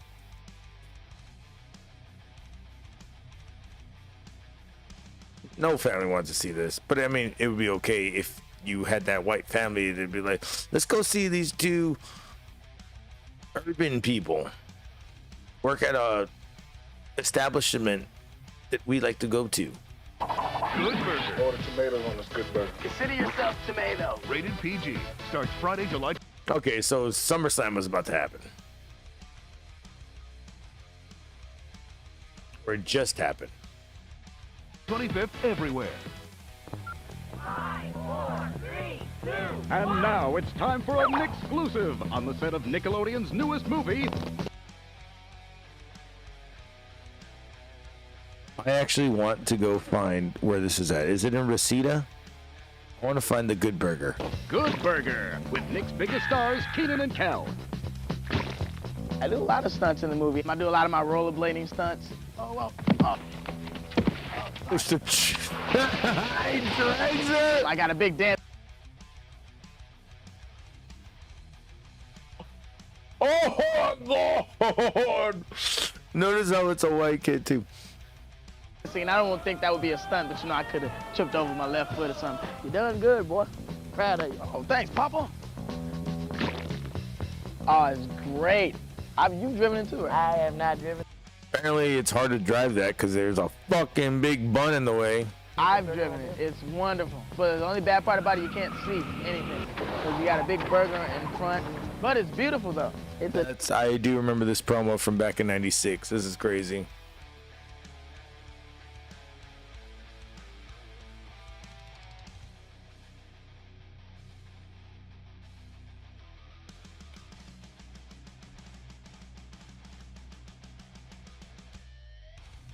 Now I do want to see if the Good Burger location still exists.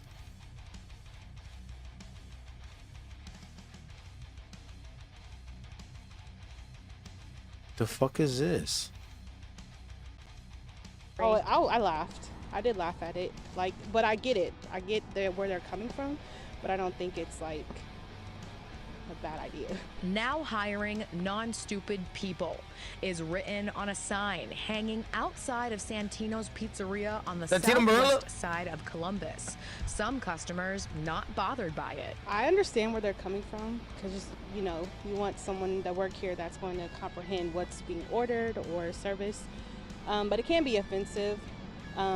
But I'm here. A post on Facebook had more positive comments than negative. A lot of people saying they thought it was funny, which is exactly how the owners say they meant it. It's more humor than anything. It's not meant to like target anyone like that or be rude. Jaden Dunnigan has been working in her parents' shop for years. Thank you. She says finding good help has been difficult, which was a big driver for her family to choose that particular sign. A lot of people that we've hired has been a little bit not wanting to work. There's really no work ethic behind them. So I guess that's the meaning behind the non-stupid. Dunnigan says someone called in a fake order of over $100 Thursday night in response to it. It was about 10 pizzas, I believe.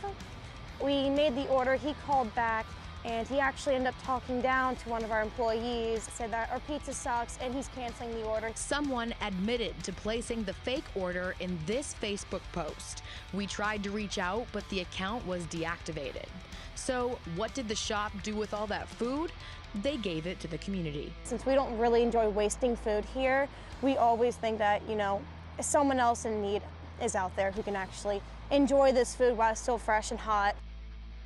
You know, that's a good idea, because you know how much fucking food I see get wasted on it. I've seen steaks get thrown away. I've seen steaks, bro, steaks. A fucking whole steak. And I'll be like, what's wrong with it? And they'd be like,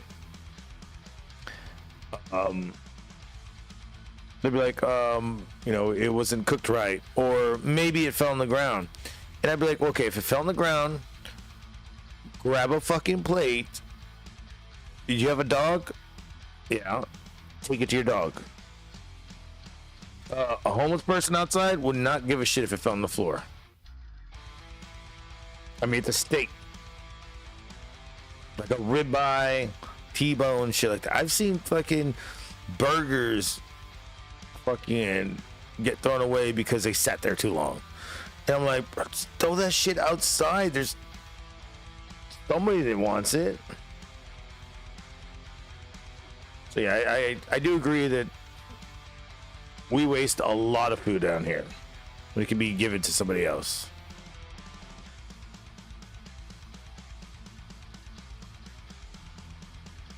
But not hiring stupid people, that's pretty funny.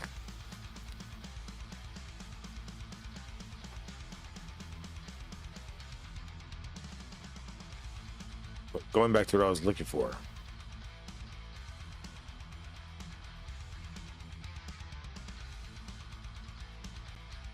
Oh, of course it'd be him. Morning sun is kind of blocking it out. Pepper as well.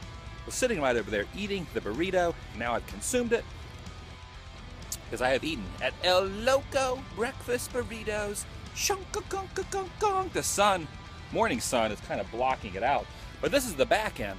You will not be able to tell what El Loco breakfast burritos, world famous burritos from this end are until we get around the front. A little bit of 1997 movie filming location goodness here in California on this early Friday morning. I just posted a picture on Instagram of a good burger, home of the El Loco world famous burritos. That's it right now. Was none other than Good Burger. We're So- looking at Peter's El Loco world famous burritos. Was So is Peter's gonna come back? Is Good Burger gonna come back as Peter's? none other than Good Burger. What if I get this? What if you get it like this? If Good Burger comes back and Kel is the one that's, well, Kel said he's gonna be in charge, but what if he turns it into like a Mondo Burger kind of production? Or Keenan's trying to do that. And then they're going up against like people that have something that's good, and then they have something good, and you know they're getting bought. So then they say, instead of going down under, let's team up. Realism. And if it's not gonna be Good Burger at the end of the day, then it's gonna suck. Keep the name Good Burger. Good Burger and good sauce. If they do something like that, I'm gonna be like, no. Welcome to Good Burger, home of the Good Burger. Can I take your order? Happened right there. Pretty awesome. Let's take a little bit of a closer look. It looks a little bit different than it did in the movie, but the sign is still the same. They used to have the arrow pointing straight down right towards this little area. In fact, the awnings are the same with the little unusual shape right there. And remember the shot on the roof, the scene in the movie when they're hanging out on top of the roof next to the air conditioner vents and all that good stuff? The air conditioner vents are still up there. So when we get to the corner here of West Covina Parkway and Valinda Avenue is actually West Covina Parkway also, and Glendora Avenue. I'm not gonna lie, that'd be pretty cool if I fucking like went to go eat there, or I worked there, and I'd be like,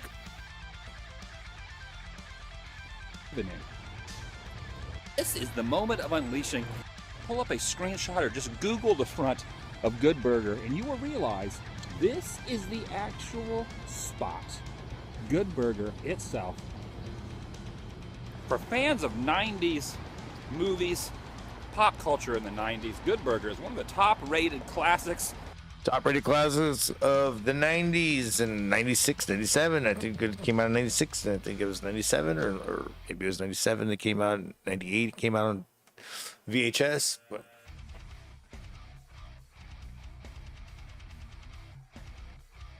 it was the height of the fucking goddamn WW. Yes. Our friend Stephanie. To this music.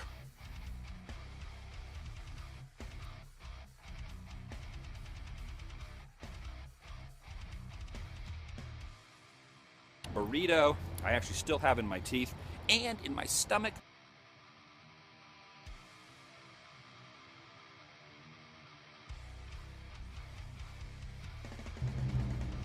This little building over here to the left, if you're facing the front of it, still looks exactly the same.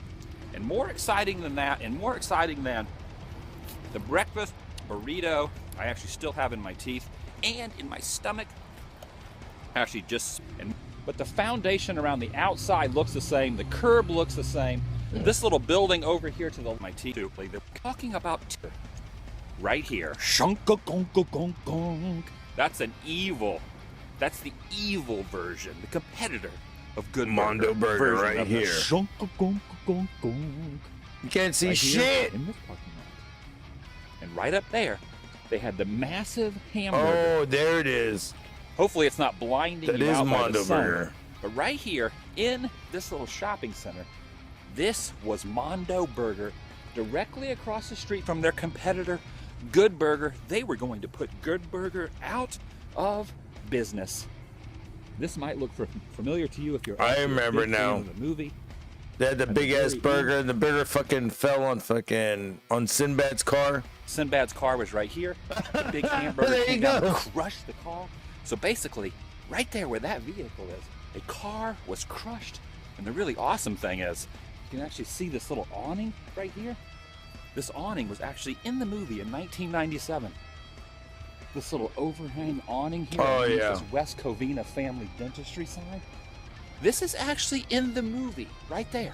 So it's a dentistry now? The two main characters at the end walked exactly where we're walking right now. The movie ends right here in this parking lot. Kurt's going to jail. Kurt's going to jail. It's a nice car. It's a nice paper. Mother isn't all there. Just give me a good shake. Okay. I want Good Burger out of business. Now the competition is out to swallow them up.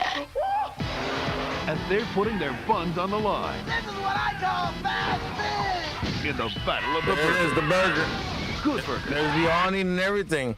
In the battle of the burger.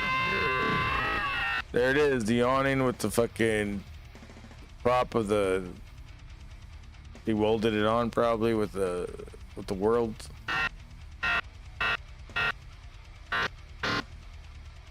Damn. Good Burger. Rated PG. Starts Friday. That was it. I like to look at fucking like locations and shit like that. They always put like a sense of like where shit is really in the real world. Like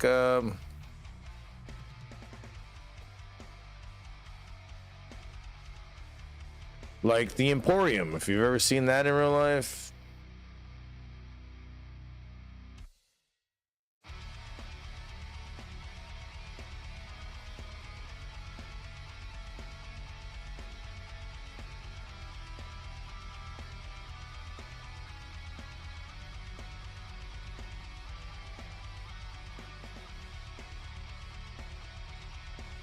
With what we see in the movie, and this one thing that you might recognize, and then right around the corner, This is the Emporium. exterior building that's obviously very familiar. The exterior of the Emporium in Dazed and Confused, which you've seen in many location videos and and I've covered it a few times in photos, but I've shown y'all this before. It's literally fucking playing off of where I was at. Inside of the Emporium filmed, and I had heard a few things. Actually, a couple of times I had heard that they filmed the interiors in the Aristocrat, which is another part of Austin. They filmed the Austin's first shopping center, built in 1951. Site of filming a movie, dates confused, 1993. interiors in the Aristocrat, which is another part of Austin, which I've also been to, and I will throw in a photo of me inside that interior, the side-by-side of a shot from the movie. And it, you know, if you go inside there, it looks like that's where it had been shot. But we were greeted by this young lady who came out and kind of wanted to see what we were doing, and then she kindly invited us in. It was in there to show us around, and this it is was what in there. we see.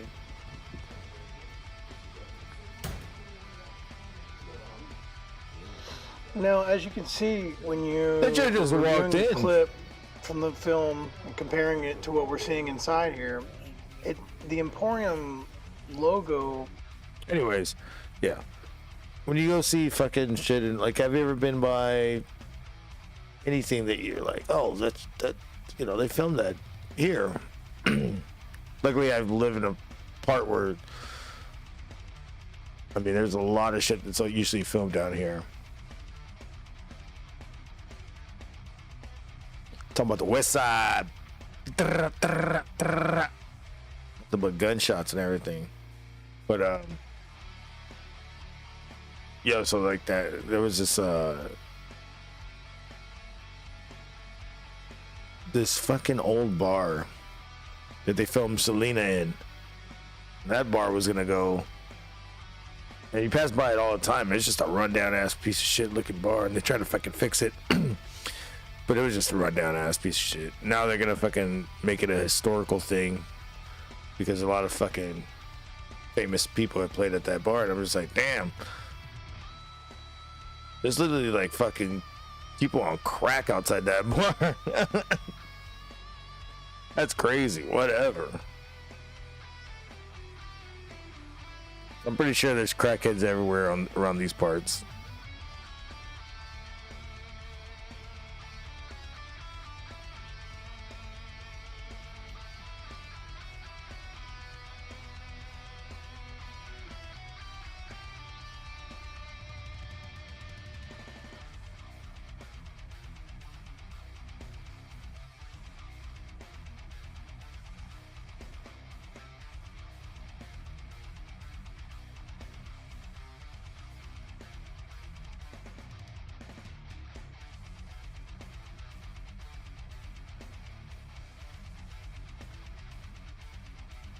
Well, this is different. Just think, for the iconic Christmas classic.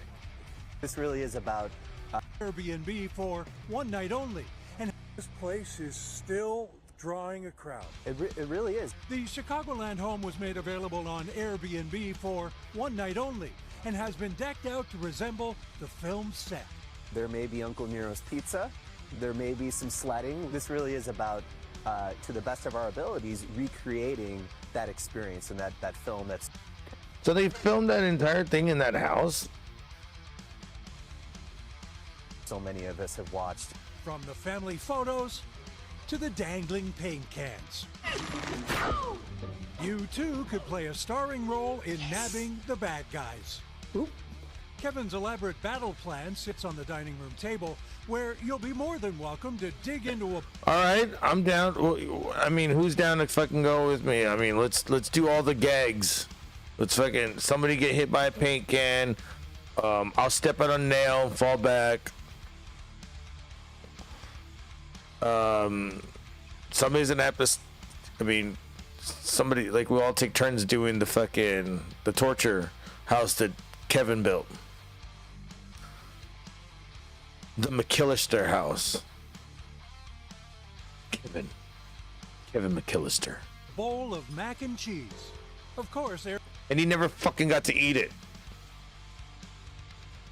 Airbnb won't say if the real Kevin will be joining you, but outside we found our very own reasonable facsimile, 8-year-old Clayton Mead. How many times you seen the movie? 1,001 times. All right, get the stick out of your ass. In fact, thousands of Home Alone fans trek past the house each year during the holidays before firing up the film for the gazillionth time. We've watched the movie about 8 times this past week. And there's nothing wrong with that. Kevin Tibbles, that is. NBC News, Winnetka, That's pretty cool. I'll fucking go over there. We'll do Jackass style. Today we're going to be going on a film crawl.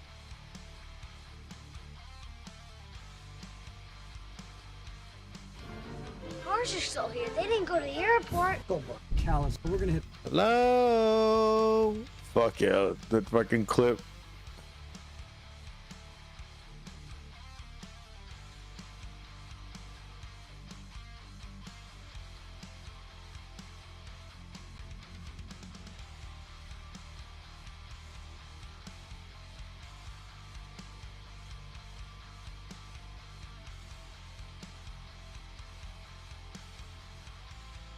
That movie was made in 1990.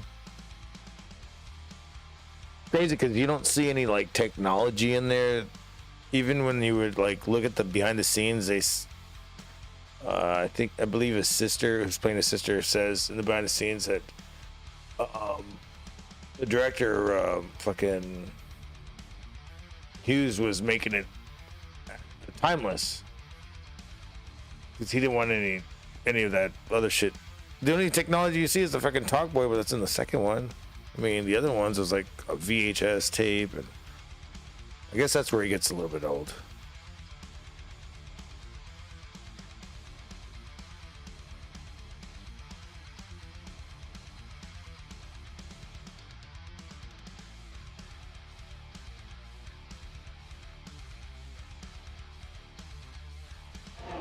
We were shooting at O'Hare. And they, I forget why I was there, because I was actually not even a reporter, which was a big deal. We love you, Kevin. Oh, God, can we have your autograph? Isn't that Kevin? It's not missing. Is that Kevin McAllister? We love you, Kevin. Oh, God, can we have your autograph? Don't be bad. What? And the fucking dude from Pete and Pete. In more ways than one. Mac's a really special Christmas. It's got a lot of... Do you think Home Alone will be a hit movie? Sure. How come? Because it's coming out at Christmas. It's got a lot of funny parts in it. And Mac is in it. Yeah, that's it. He made everybody call him Mac. Macaulay Culkin. Yeah, I guess you don't want to call him Macaulay Culkin, so Mac, yeah. That makes sense, right? You think Michael Jackson gave him this name when he fucking said, "Hey, I just want to stir mac and cheese inside of you"?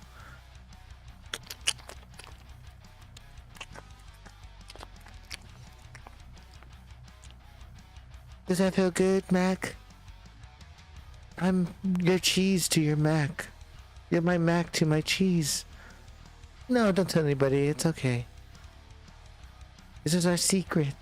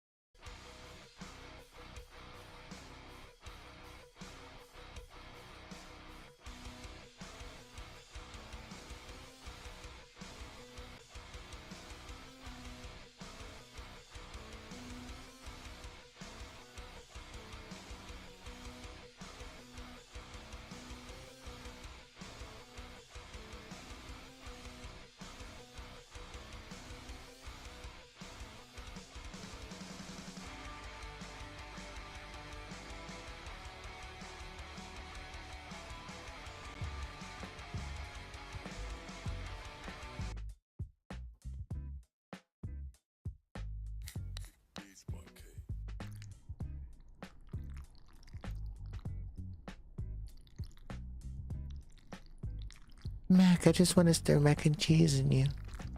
That's it. You're I'm the cheese to your mac. Bitch. You hear that?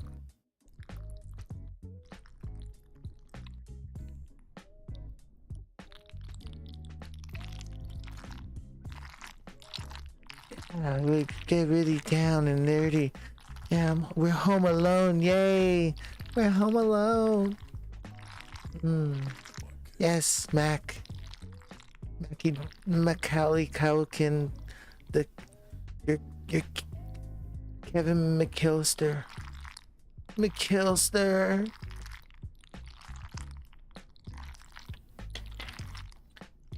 And scene, see, it's just acting.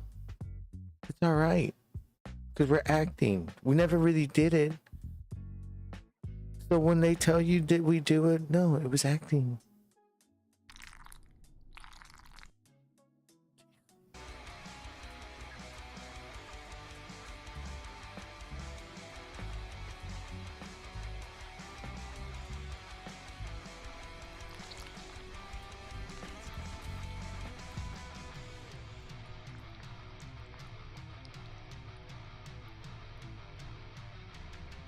This mac and cheese looks good. It does.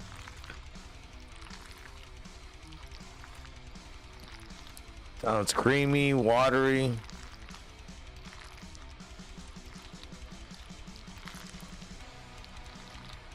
But this bitch made it done cold. Supposed to eat it. What are you doing? Got it cold. Asshole. This is why people waste food for ASMR. ASMR wastes food. You food waster. Are you gonna eat that shit? You give it to your cat, your dog? Eat them.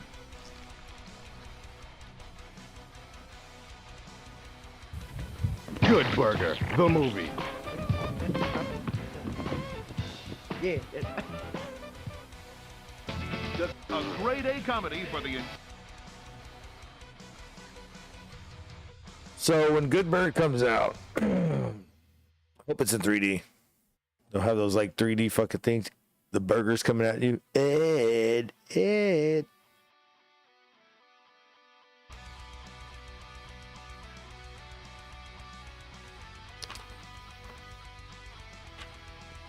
Yeah, Amanda Bynes. Remember she was in that movie where she was like pretending to be a dude to play soccer? And she like showed her tits.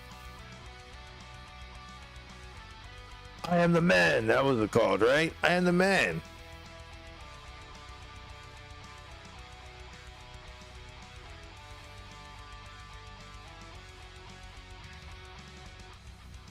What was it called? The Man. She's the Man. It was called She's the Man before fucking Becky Lynch did it. Are you okay? No, Olivia, not now. Yeah, once you try to tell me again how there's nothing going on between you and There is Olivia. nothing going on between me and Olivia. What about last night? I didn't lie to you, Duke.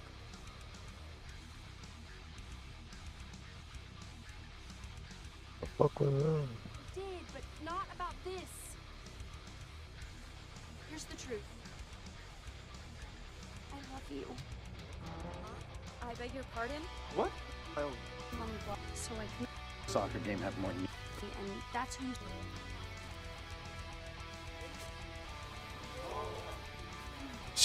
She said that this role really fucked with her too.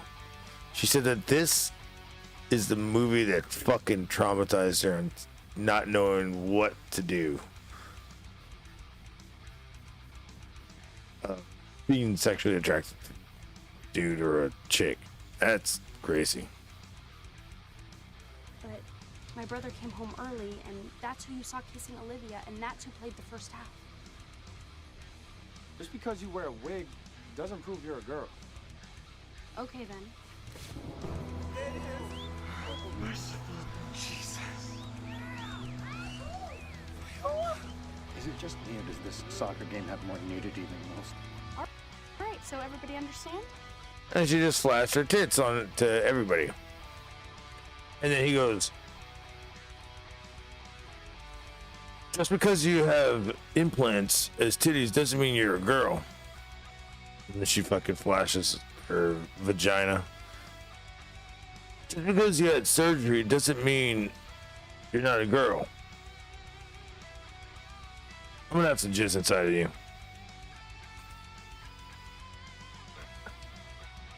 Okay. Chad Michael Murray, strike one. You know, actually fucking home run with that. And my pinky swords. Yeah, Amanda Bynes fucking, that's when she started. And how long ago did she start acting all crazy? Was it 2011?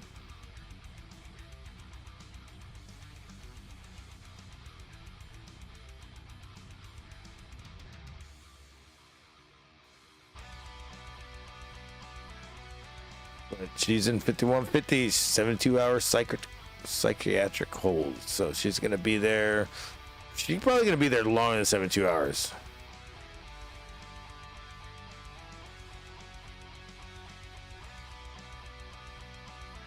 With the latest on former child star Amanda Bynes. It's the question many are asking this morning about Easy A star Amanda Bynes. You live here in Manhattan now, ma'am? In a series of bizarre tweets over the weekend following her arrest that landed her in front of a judge on Friday, writing, "I know cops cannot illegally enter my apartment, sexually harass me, arrest me, take me to a mental hospital, then lock me up for a crime I didn't commit. I'm suing them all for this upsetting nightmare." The former child star, now 27 years old, was charged with criminal possession of marijuana. This was like 10 years ago. Where was she living that she was, damn. Marijuana, tampering with physical evidence, and reckless endangerment after police claim she threw a bong out of her 36-story apartment window in New York late Thursday night. Oh, never mind. It's New York. She threw a bong. How did they know it came from hers? Like 36 stories. Like, who was watching? They're like, oh, there's Amanda's. It's probably the paparazzi, right? The NYPD denies Bynes' claim of sexual harassment, but are investigating the matter. It's going to be difficult for her to prove that. One, her credibility is shot, given her erratic behavior and given all the steps that led up to this occurrence. And two, there was an eyewitness present the entire time that the police were there, and he says that nothing inappropriate happened. And it's not just the NYPD in the star's crosshairs. She says she's suing her family for money laundering and even attacked singer Rihanna, reportedly tweeting and quickly deleting a string of vicious insults against the pop superstar. Most recently writing, "I am allergic to marijuana and alcohol, but I smoke tobacco. Why does Rihanna smoke weed and not get in trouble for it, but I smoke tobacco and people think I'm on drugs?"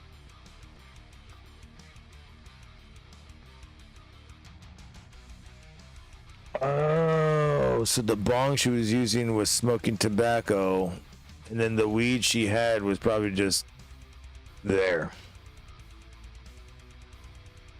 Or she was doing both. I mean, come on. You know that when she was in all that, you know how many of those fucking performers on there fucking smoked weed? In response, like the performers that they had Snoop Dogg on there. Come on. a single tweet from Rihanna, quote, "You see what happens when they cancel intervention?" The once fresh-faced Hollywood starlet, seen with a sheared haircut in her latest mugshot, has emerged from her apartment to reportedly shop for a brand new wig, and despite her turbulent week, denied anything was wrong. For Good Morning America, Diana Perez, ABC News, New York.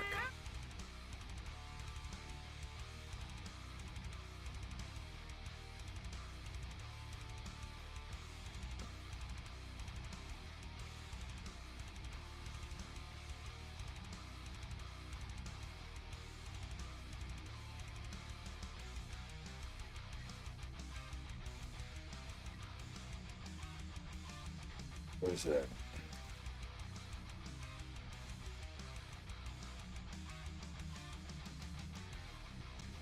Coolio stunk it up. That was like the first time. Remember that? Right. Yeah, I remember like, what's that smell? Yeah. They didn't want to tell us. Yeah, Oh, that Coolio. Did I say Snoop Dogg? Oh. It's really brought it back, man. I mean, you know, seeing the audition notes with the producers and Brother Nick Cannon, like, get out there. Backstage moments that you guys remember fondly? Well, I remember Coolio stunk it up. That was like the first time. Remember that? Right. Yeah, I remember like, what's that smell? Yeah. They didn't want to tell us. That was amazing. What's that in there? LL Cool J, Mama Jokes. He's nice. What's that in there? Coolio's over here just smoking blunts inside fucking Nickelodeon studios. 1, 2, 3, 4. Get your woman on the floor. I'm gonna smoke this blunt up and you ain't gonna do shit. That's what he did. Nobody give a fuck. Next time he asked about his Mama Jokes, I remember we were all battling with Mama Jokes. TLC, hanging out with them. Off the show, just being like in the Nickelodeon fam, like doing the big help and stuff. Like the first time we met Whoopi, we like saw each other like underneath bleachers, and she like ran around to come and meet us. You know what I'm saying? Like that's how cool she is. So like stuff like that, like people that just love kids. And now she fucking what? Kids, you know what I mean? It's just what it's all about. What? Did you guys remix the theme song? Now Whoopi's like needs to take a mental health test, like Amanda Bynes. That's a good question. Good question. Can we talk about that, Dan? I feel like we can talk about it. I just don't know if it's finalized. Like, we're trying to go back and forth because we want to show respect, you know what I mean? And all of that, so. Yeah, but it's going to be dope. And, you know, it'll probably be an ongoing discussion, you know what I mean, as it goes along, because everybody's not going to be like, oh, you know, I'm fine with that. Of course, that's the day we live in. But, you know. Fantastic voyage. All that and a fantastic voyage with Coolio.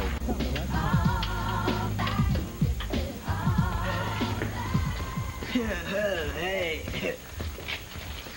Hey, Coolio. Number 87? I brought you good burger. Good burger? Yeah. What? Oh, yeah, you're the kid from the Good Burger restaurant. What you doing here? Oh, well, last week you were in Good Burger and you left before I got a chance to give you your food. I'm a caller number 87 for 6 days. How come you fled? Well, for one thing, you spilled a milkshake all over my pants. No? Yeah. And on top of that, I waited 3 hours for my Good Burger and I never got it. So I got up and left. Oh, that's okay. I'm not mad. Here you go. A 6-day-old burger. This burger's all old and hard and it's wearing a sock. Oh, that's okay. No charge for the sock. Look, Ed, you know, it's cool you came down here and everything and whoop, you know what I'm saying, but, I don't want this Good Burger. It's old and it's wearing a sock. No? Yeah. Coolio, you're on. Coolio's fucking stoned as fuck. He's like, man, I would have ate that burger. I don't give a fuck. God damn it. Hey, yo, Ed, I got to step and go handle my business, you know what I'm saying? Oh. How'd you like to introduce me? Hey, that would be Coolio. Come on, Coolio. Let me hear you say, oh yeah, oh yeah. Come on, girl, let's take a ride. Don't you say a word, just get inside. It's time to take you all on another kind of trip, cause you can't have the hop if you don't have the hair. Grab your with the extra. Man, it's crazy. Coolio's dead, but he wasn't doing much. But the guy fucking did so much shit. I mean, hit after hit after hit. I mean, that fucking first CD, like that shit was like,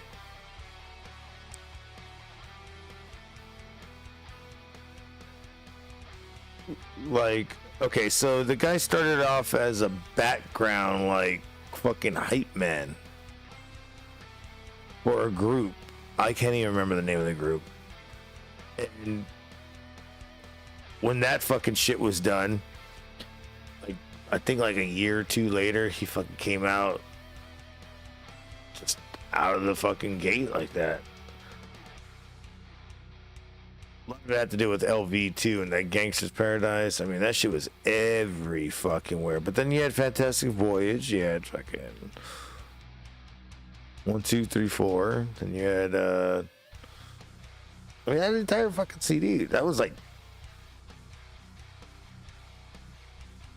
I mean, people were jamming that and fucking Backstreet Boy. I mean, fucking Boys to Men at the same time. So those are like CDs that fucking went to like mainstream level.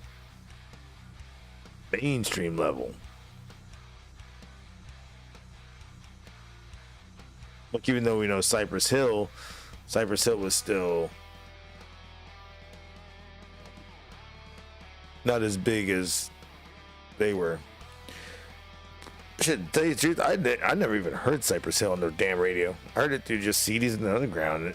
Till this day, I still don't hear like any Cypress Hill on the radio.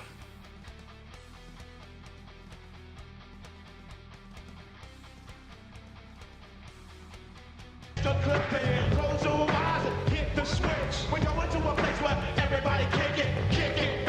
Yeah, that's a ticket. Ain't no blood, ain't no crippin', ain't no booze in the party. Shit trip. Everybody got a stack and it ain't no. And it really don't matter if you're white or black. I wanna take your blood like the Staples thing. Put something in the trunk and I know that I can bring it. If they can't take the heat, get on out the kid. Oh, said the N-word on the fucking on Nickelodeon. It ain't no. And it really don't matter if you're white or black. I wanna take your blood like the Staples thing. Ain't no crippin', ain't no. Close your eyes and hit the switch. We're going to a place where everybody kick it. Yeah, that's a ticket. Ain't no blood, ain't no crippin', ain't no booze in the party. Shit trip. Everybody got a stack and it ain't no.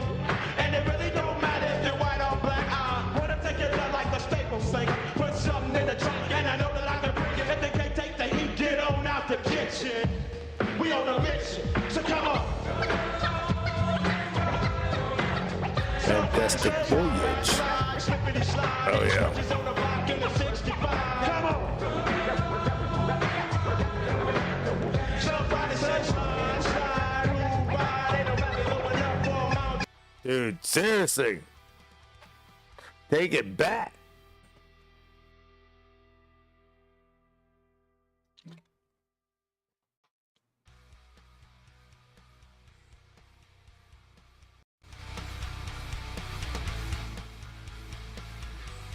You know, I was looking at like technology too from back then. It's so weird that nobody was ready for that shit.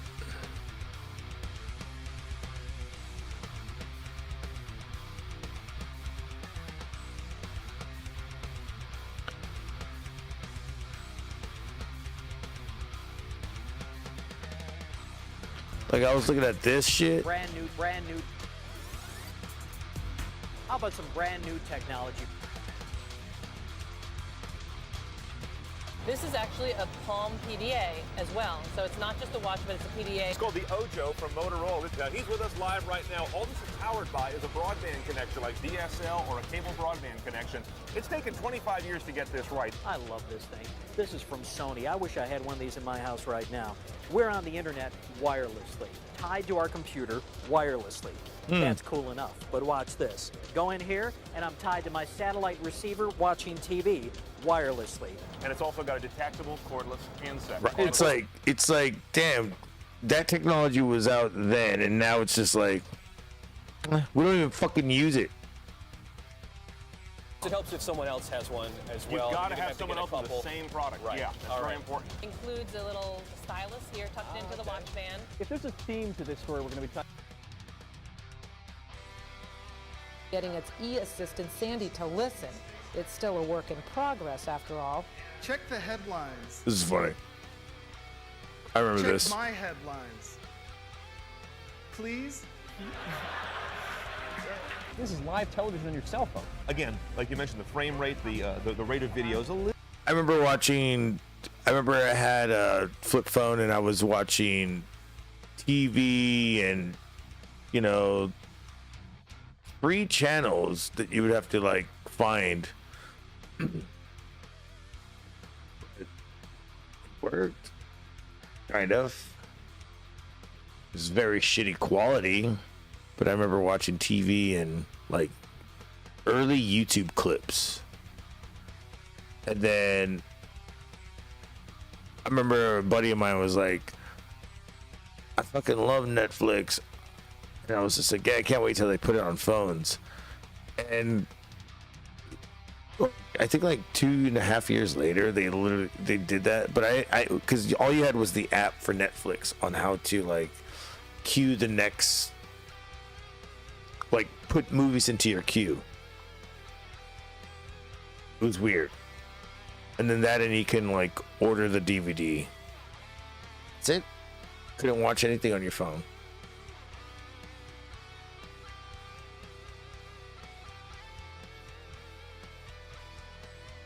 I think at the time I had a BlackBerry. The Storm. Remember the BlackBerry Storm, the touchscreen? Oh, terrible. Sluggish, but the audio's always right on. Well, these are called the Oakley Thump sunglasses, and not only are they Oh my God! This guy is that the guy from? Is that Tony Shalhoub from fucking Men in Black? You know how? You have no idea how much that stings. sunglasses, but as you can see, they've got little earpieces in here. It's an MP3 player. Take a look. Now, this is a $600 player, but it adds the ability to show off and play video. First time we've seen one of these screens on a portable device, and boy, the quality is so much better than LCD. It looks so good. Now here's something that is an organizer and so much more. It's the eBookman from Franklin. You can read ebooks right off the screen here, and it's a gorgeous display.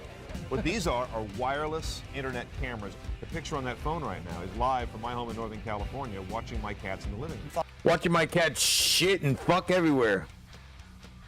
You're gonna get it when I come home, Kiki. I'm bringing home a dog, bitch. Follow me. I am following you. So if I just pick up something like this and hold it in front of the robot, Yeah, so tech like that was fucking so primitive then. Our tech is like, I feel like we haven't gotten much better. It's been the same for 23 years. Because with the government. We know that.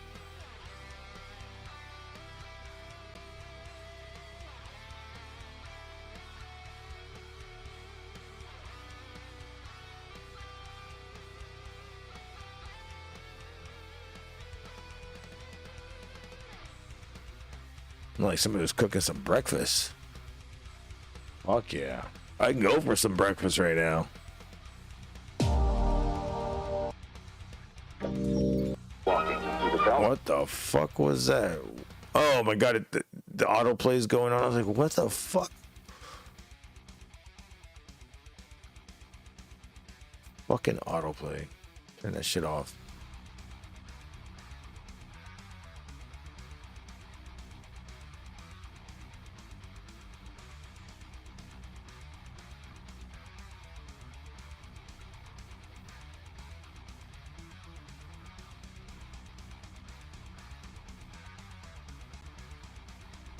Yeah, so I remember that, and I remember PDAs. Remember that shit?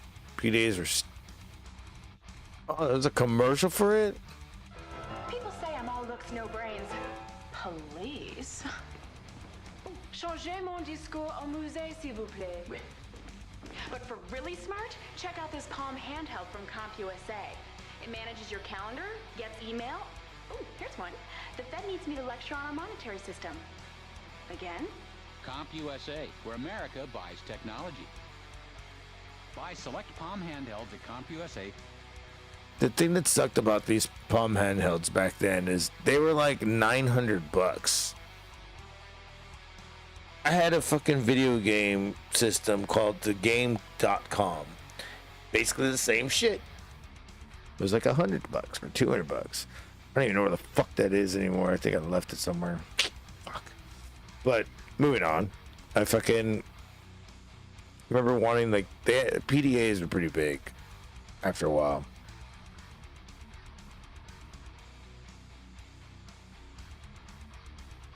I remember a buddy of mine had one, and I fucking was trying to use it, and I was like, dude, this thing sucks. I was like, what do you use this for?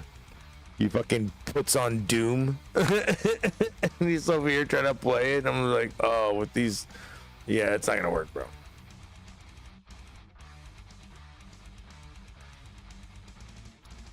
Remember, like every computer back then had like Doom or Quake for some reason. Like somebody had it programmed in it.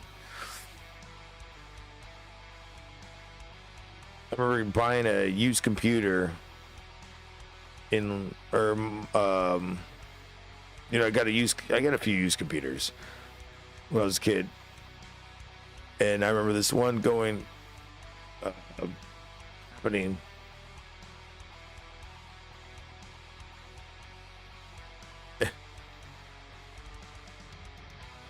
And I was like, I didn't have any internet on it or nothing, so I was just playing like video game demos. I was tired of the video game demos I had, so I just typed in Duke Nukem and Doom, and I found them both on there, and I was like, all right, fuck yeah, let's play some Doom, baby.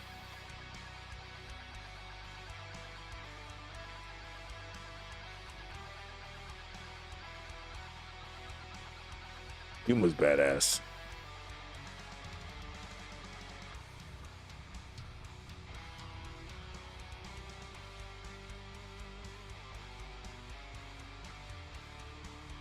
Fun.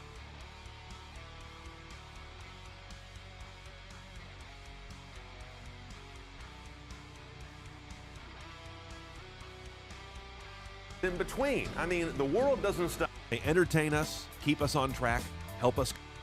The MP3 player was a watershed in personal portables, the direct descendant of the original. Y'all remember this shit? CES? Personal portable, the MP3 players. Y'all gotta remember that shit. What Sony tapped into with the original Walkman in 1979, Apple did digitally with the iPod in 2001. Follow-on devices like this Creative Zen Micro upped the ante with features like a microphone for voice recording and a built-in FM tuner. With the explosion of digital cameras, it's no surprise that MP3 players eventually got the ability to store and show digital images. The iRiver H320 was an early hit in this category of convergence, but then came the Apple iPod Photo, 25,000 pics on 160 gig drive. Now, the iPod handles still pictures beautifully, but it doesn't do video, something Steve Jobs says it never will. So that leaves a void for competitors like these, the Portable Media Center from Creative and the AV4. Did Steve Jobs say that he was never going to do video? Beautifully, but it doesn't do video, something Steve Jobs says it never will. So that leaves a void for competitors like these, the Portable Media Center from Creative and the AV400 from Arcos. Arcos, yes. Small, light. Oh, man. I remember a buddy of mine had the Arcos. That thing was badass. I remember we recorded just about everything on that shit. We would you could plug it in straight into like a DVR box and just record out into it. And we would record probably like a shitload of movies and a shitload of music. Then one day I went back to his house and he was like, I hadn't seen him in a while, and he was like, dude, I fucking lost that shit. I don't know where it's at. I think somebody stole it. And it was like, out of his car too. And I was like, dude, that fucking sucks, dude. That was a badass thing. But now you get your phone.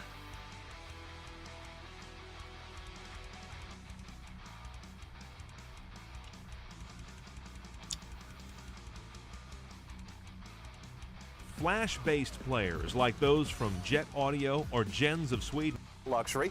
There are devices that bring you satellite radio portably. This Delphi MiFi, for example, brings you over 100 channels of news, music, sports, and traffic.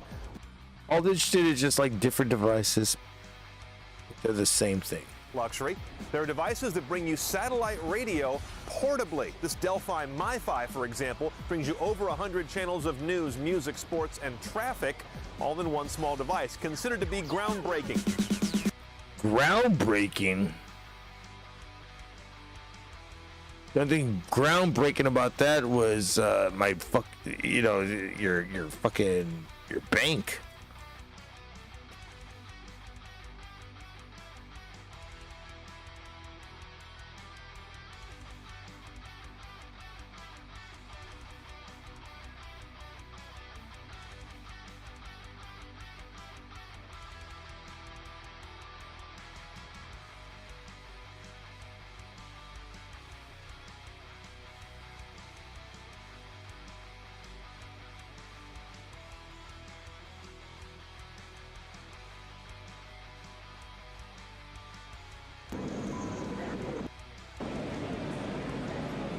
Let's go back to these times. What is this? 4 N's. What does 4 N stand for?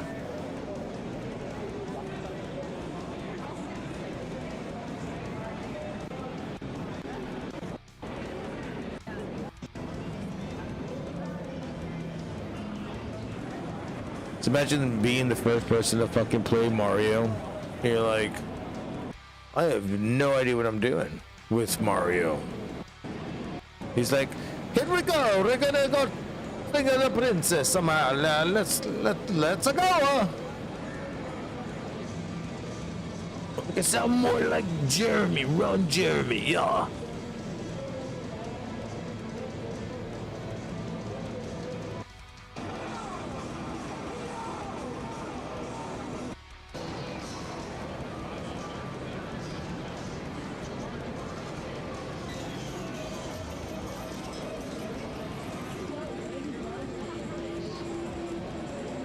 Just where they have Mario talking.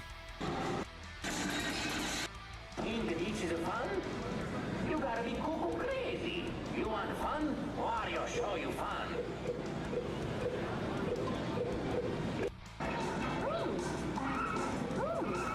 Mario's like hitting on a.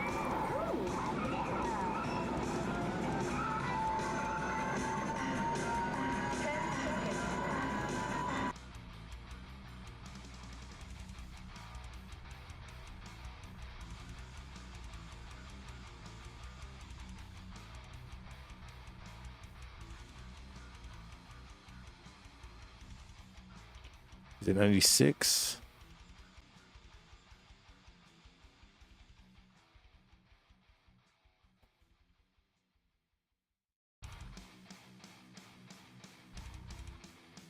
Yeah, it is. All right.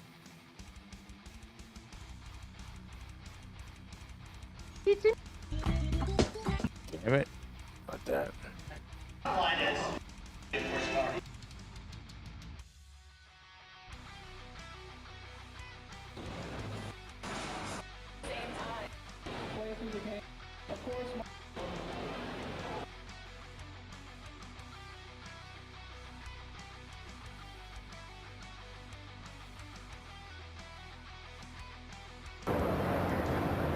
Here it is. Who is that fellow? Oh, I'm very hungry. I haven't had a bite to eat all day. A bite? Get it? It's a little computer joke. You're supposed to laugh, Craig. Oh, well. I'm gonna do an impression just for you. Here's a big American film star. Rhett Butler. He's my famous friend. Watch this. Frankly, Scarletta, I'm a no give a good gosh a dang. What? Pretty good, huh? Hello, everybody. This is Mario coming to you on a Channel 2 News. And now, This is where he like starts hitting on this chick and has her gun in the back. This is what he's wearing. Great job. That helmet's Here's the flying mouse. Like Brett, have you heard of it? 2 minutes. Flying mouse? Flying mouse, this controls Mario. Okay, sure, right. 3D. Okay. I think they're just about ready here. About that. That's incredible. Isn't that amazing? Yes. Wow. Do you work for Silicon Valley? No, I don't. I don't have an actor. You do a great job She at already Mario. is in relation to Modex. He's like, I don't work for them, so I could fuck this newswoman, like today.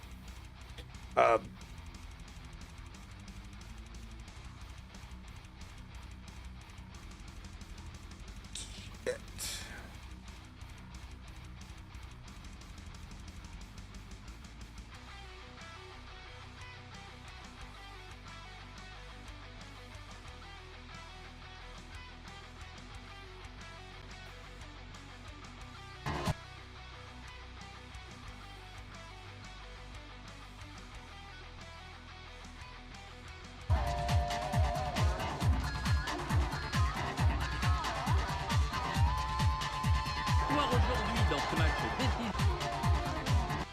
Fighting Viper est destiné à prendre la succession de Virtua Fighter 2 en attendant la...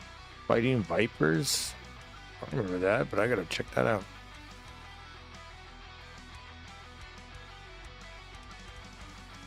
And my fucking finger hurts like a motherfucker.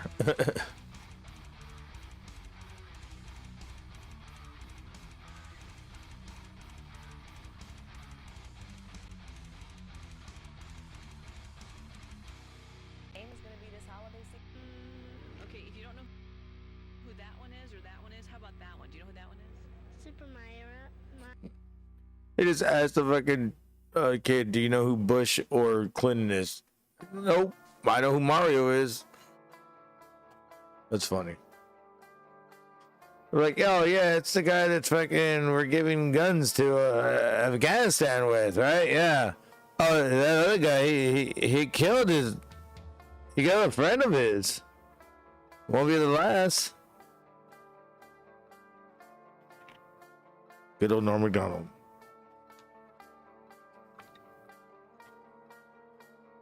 All right. Y'all winding down. I'm gonna start winding up to fucking eat. Need to eat.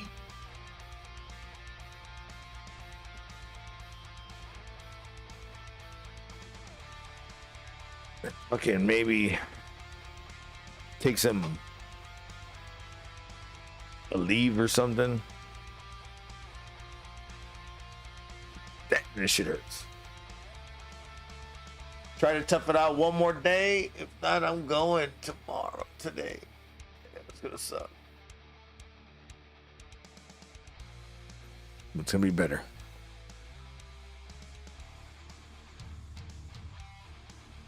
Our video game industry is hotter than ever this season, and one good reason, Nintendo has introduced some hot new toys.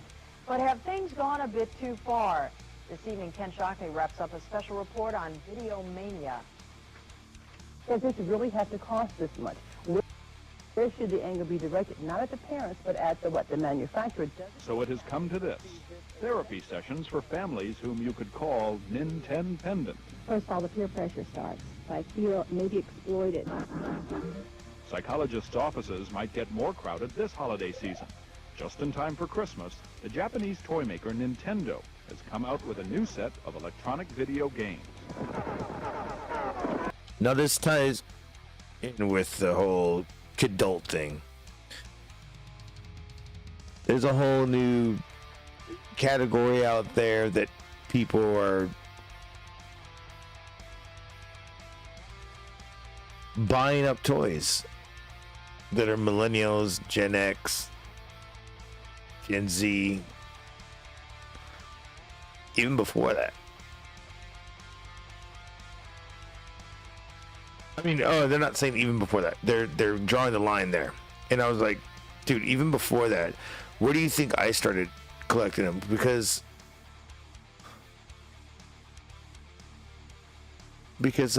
people after the baby boomers, put it that way.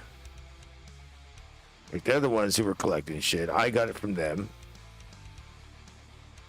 But they don't call it that now. I guess now that it's going to be kidults. They're going to have a name for it now. Great. I was like, it didn't just happen overnight. It's been happening for years. Collectors, video games, the toys, the comic books,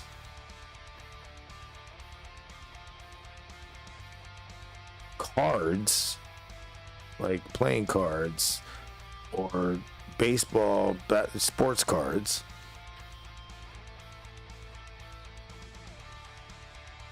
I mean, you're gonna find a collector with something. You can collect fucking, I don't know, railroad spikes or something. But just because it's a toy or something that's for, you know, like, is a comic really meant for a kid when it's gonna be worth? I mean, let's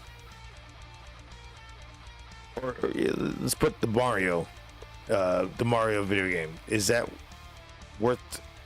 gonna be only for kids if it's worth $1 million? If you find a pristine one in a 10 rating, and you can make money off of that. So there's websites that are saying that if you put in like $1,000, you'll make 10 times back that, because when it sells, might not sell right away, but when it does, you'll have all that money back plus some. Kind of a cool investment, but still a little, like, kind of sketchy on that whole. Should I put it down 1,000? Maybe I'll put it down 100. Maybe.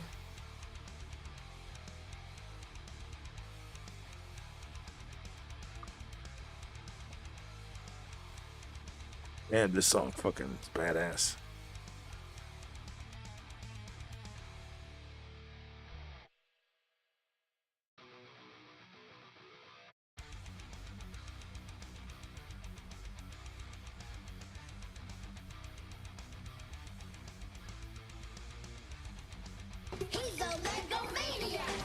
Toys of Christmas past are now revisiting many in their adulthood. From adult Happy Meals. Here are the fries. Seriously. And then a toy. When adult Happy Meals happened, I was just like, that's so stupid.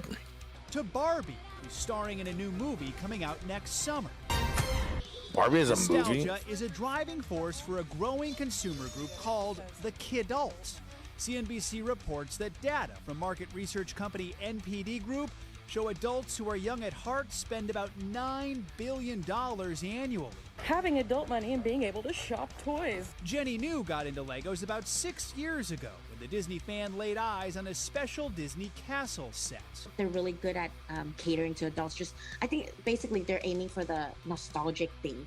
Now as a new mom, it's how she decompresses. I find building Legos to be like my alone time, and then also practice my patience. The sets come in collectibles. You know, you can also just masturbate, right? Series like the annual Lunar New Year Legos, or investment pieces like the Millennium Falcon, each paired with thick manuals best deciphered by grown-up eyes. Over the past 2+ years, adults really started to gravitate towards toys and games. The Millennium Falcon. Go lay it down. The smacketh on your pussy ass.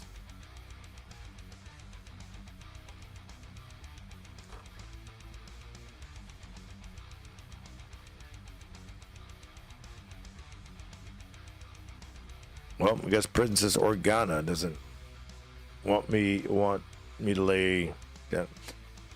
Well, then again, she is dead. Carrie Fisher. It's crazy. Pretty sure everybody got at that. And her daughter's pretty hot. So there's part 2, the Clone Wars. Not just to spend more time with their near-turned connoisseur of putty. They want one for themselves. Over the past year, the Kidult Group represented 60% of the dollar growth in the toy industry, despite accounting for only a quarter in sales.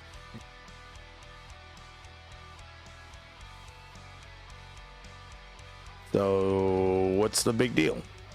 A whole new market for a group of adults embracing playtime again. I just feels like, You know, I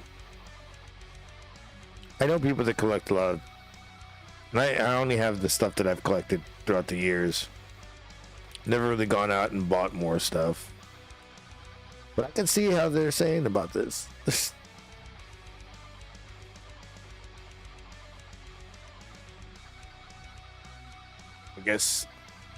I guess Toys R Us was right, huh? Or Toys R Us groomed everybody.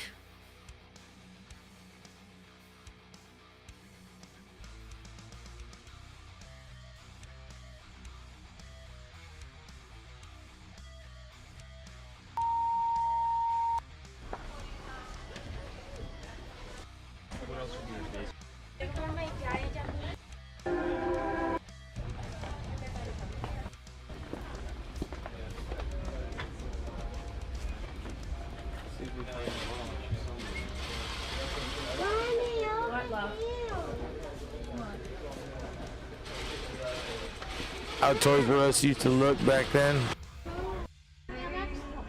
Oh my fucking god, yes. Look at that. Oh my god. See, I'd buy the, if I had the money, I would.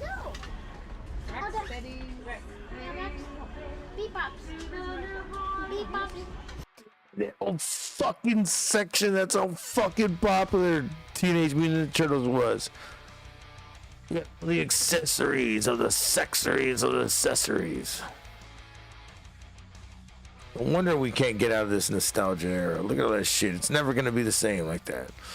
Now all you got is fucking Five Nights at Freddy's, whatever the fuck that is. Okay. Yes, it goes through the top layer. That kid's trying to get his one. Yeah. I want that. The sludge party. Yeah, yeah. Okay. Yes, it goes through the top layer. Danny found more. Oh my god, she's writing it down. Man, my mom would have fucking smacked the shit out of me and like, Loco, you ain't getting that shit all over my fucking carpet. Fuck out of here.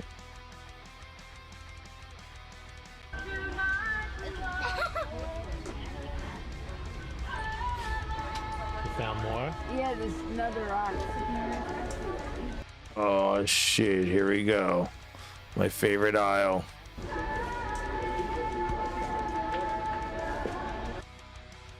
This is when actually this is like the dead aisle. This is when they stopped doing stuff in display cases. All the video games were in display cases, and then you'd have the numbers in front, and you just take the numbers of the thing. But then they were like, let's save some room. Let's just give them the picture. They know what it is. They know what it looks like.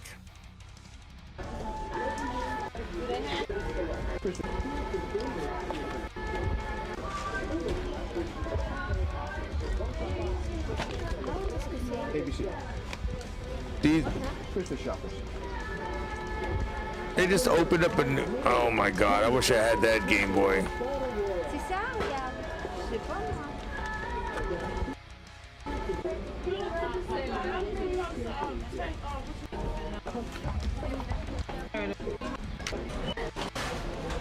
Coupon.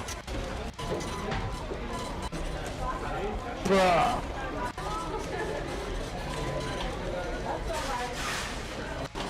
How much shit is she getting?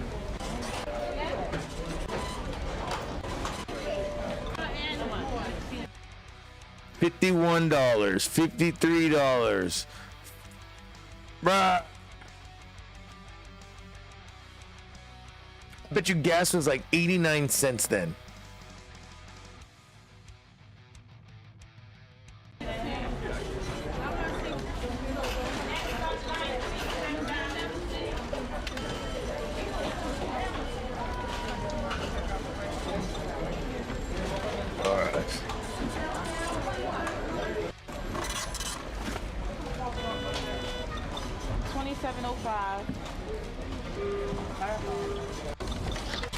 Have a nice day.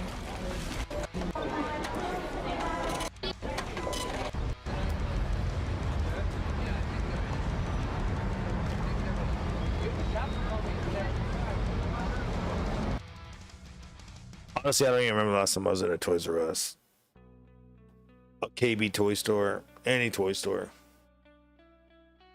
Now a collector's item store, like a what do you call it, a comic book store? Yeah, usually I'll go in and walk around. Maybe walking through the beer aisle through an HEB or something and fucking accidentally, you know, the toy aisle is right there. So while you're getting beer, your kid is waiting around the corner for you to buy them a toy. I saw it all the time. You're getting beer. Might as well give me a toy. All right, fuck up. Fuck out of here.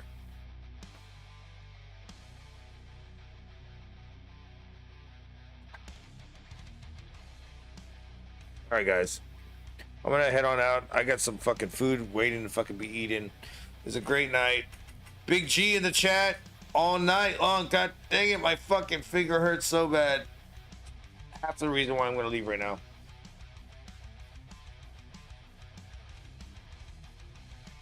Yeah, I really gotta go to the hospital later today, so we'll see what happens. Either that or fucking tough it out, but no, I don't want the bones to fuse, so I'm ready to fucking go. But y'all be safe tonight, this morning, what have you. I'm gonna eat some chicken, but I wish it was huevos and rancheros.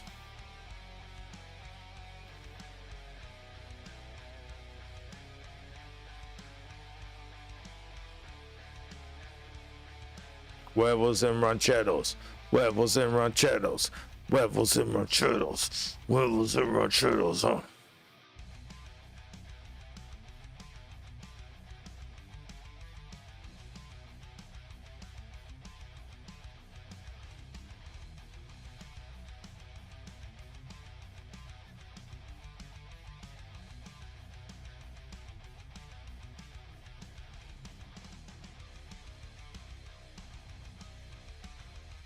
What the fuck?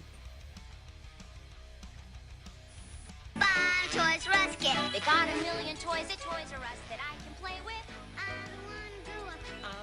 He did a fucking ad with the same kids later. It's the biggest toy store there is. Gee whiz. I don't wanna grow up, 'cause baby, if I Well, these are the kidults. be a Toys R Us kid. Once a Toys R Us kid. Always a Toys R Us Those are the kidults now. That was a long time ago, huh? That's gonna happen now.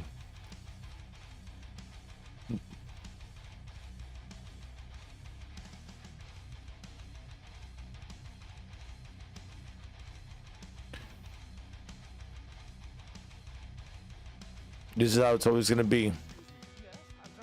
Trouble, man, doll. Me too, me too. Do you have any more in the back? What? See that? These guys are looking for a Turbo Man? A gentleman dog, yes. They're looking for Turbo Man. Hey, everybody! These two are looking for a Turbo Man! Shut up, man. Now, what's so funny? Where have you guys been? You're kid adults now. Fuck out of my face.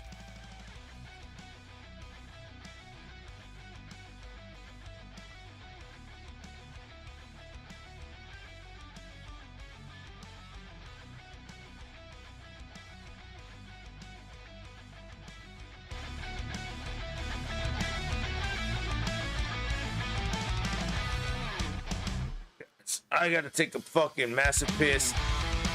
I'm out of here. Y'all be safe. We're gonna have some fun later. Tomorrow. We'll see how hopped up on fucking pills I am from all the pain.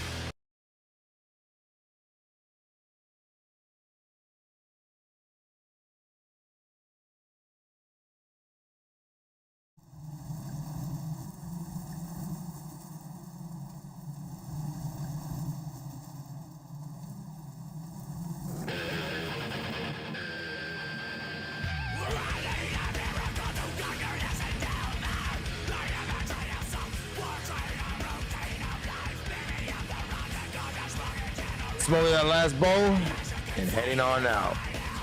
Thank y'all for sticking around.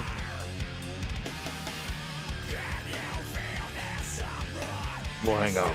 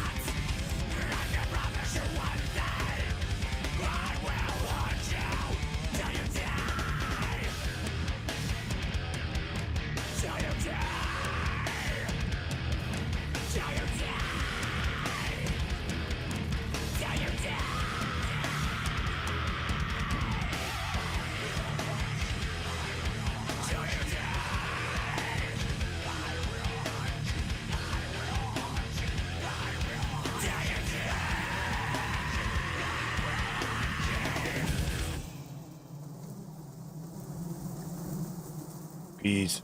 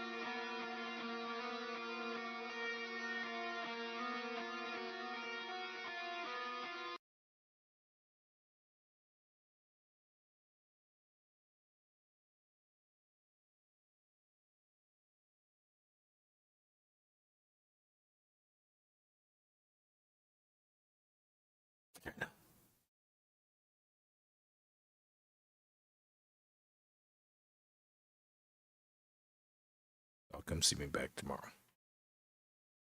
Peace out. Vagina.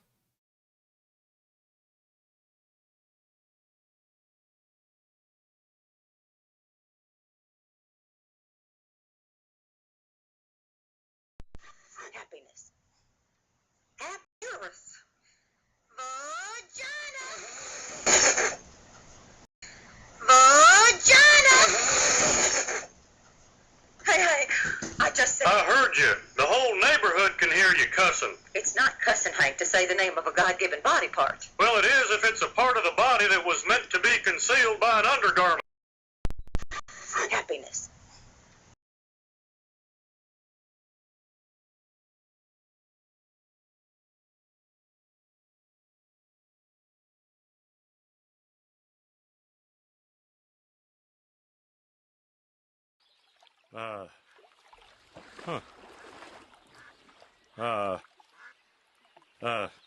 Peggy, I can see your whatnots.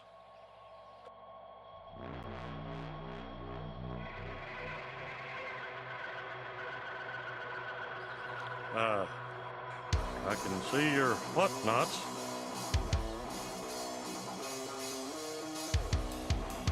Tube, I'm out this time. Peace out.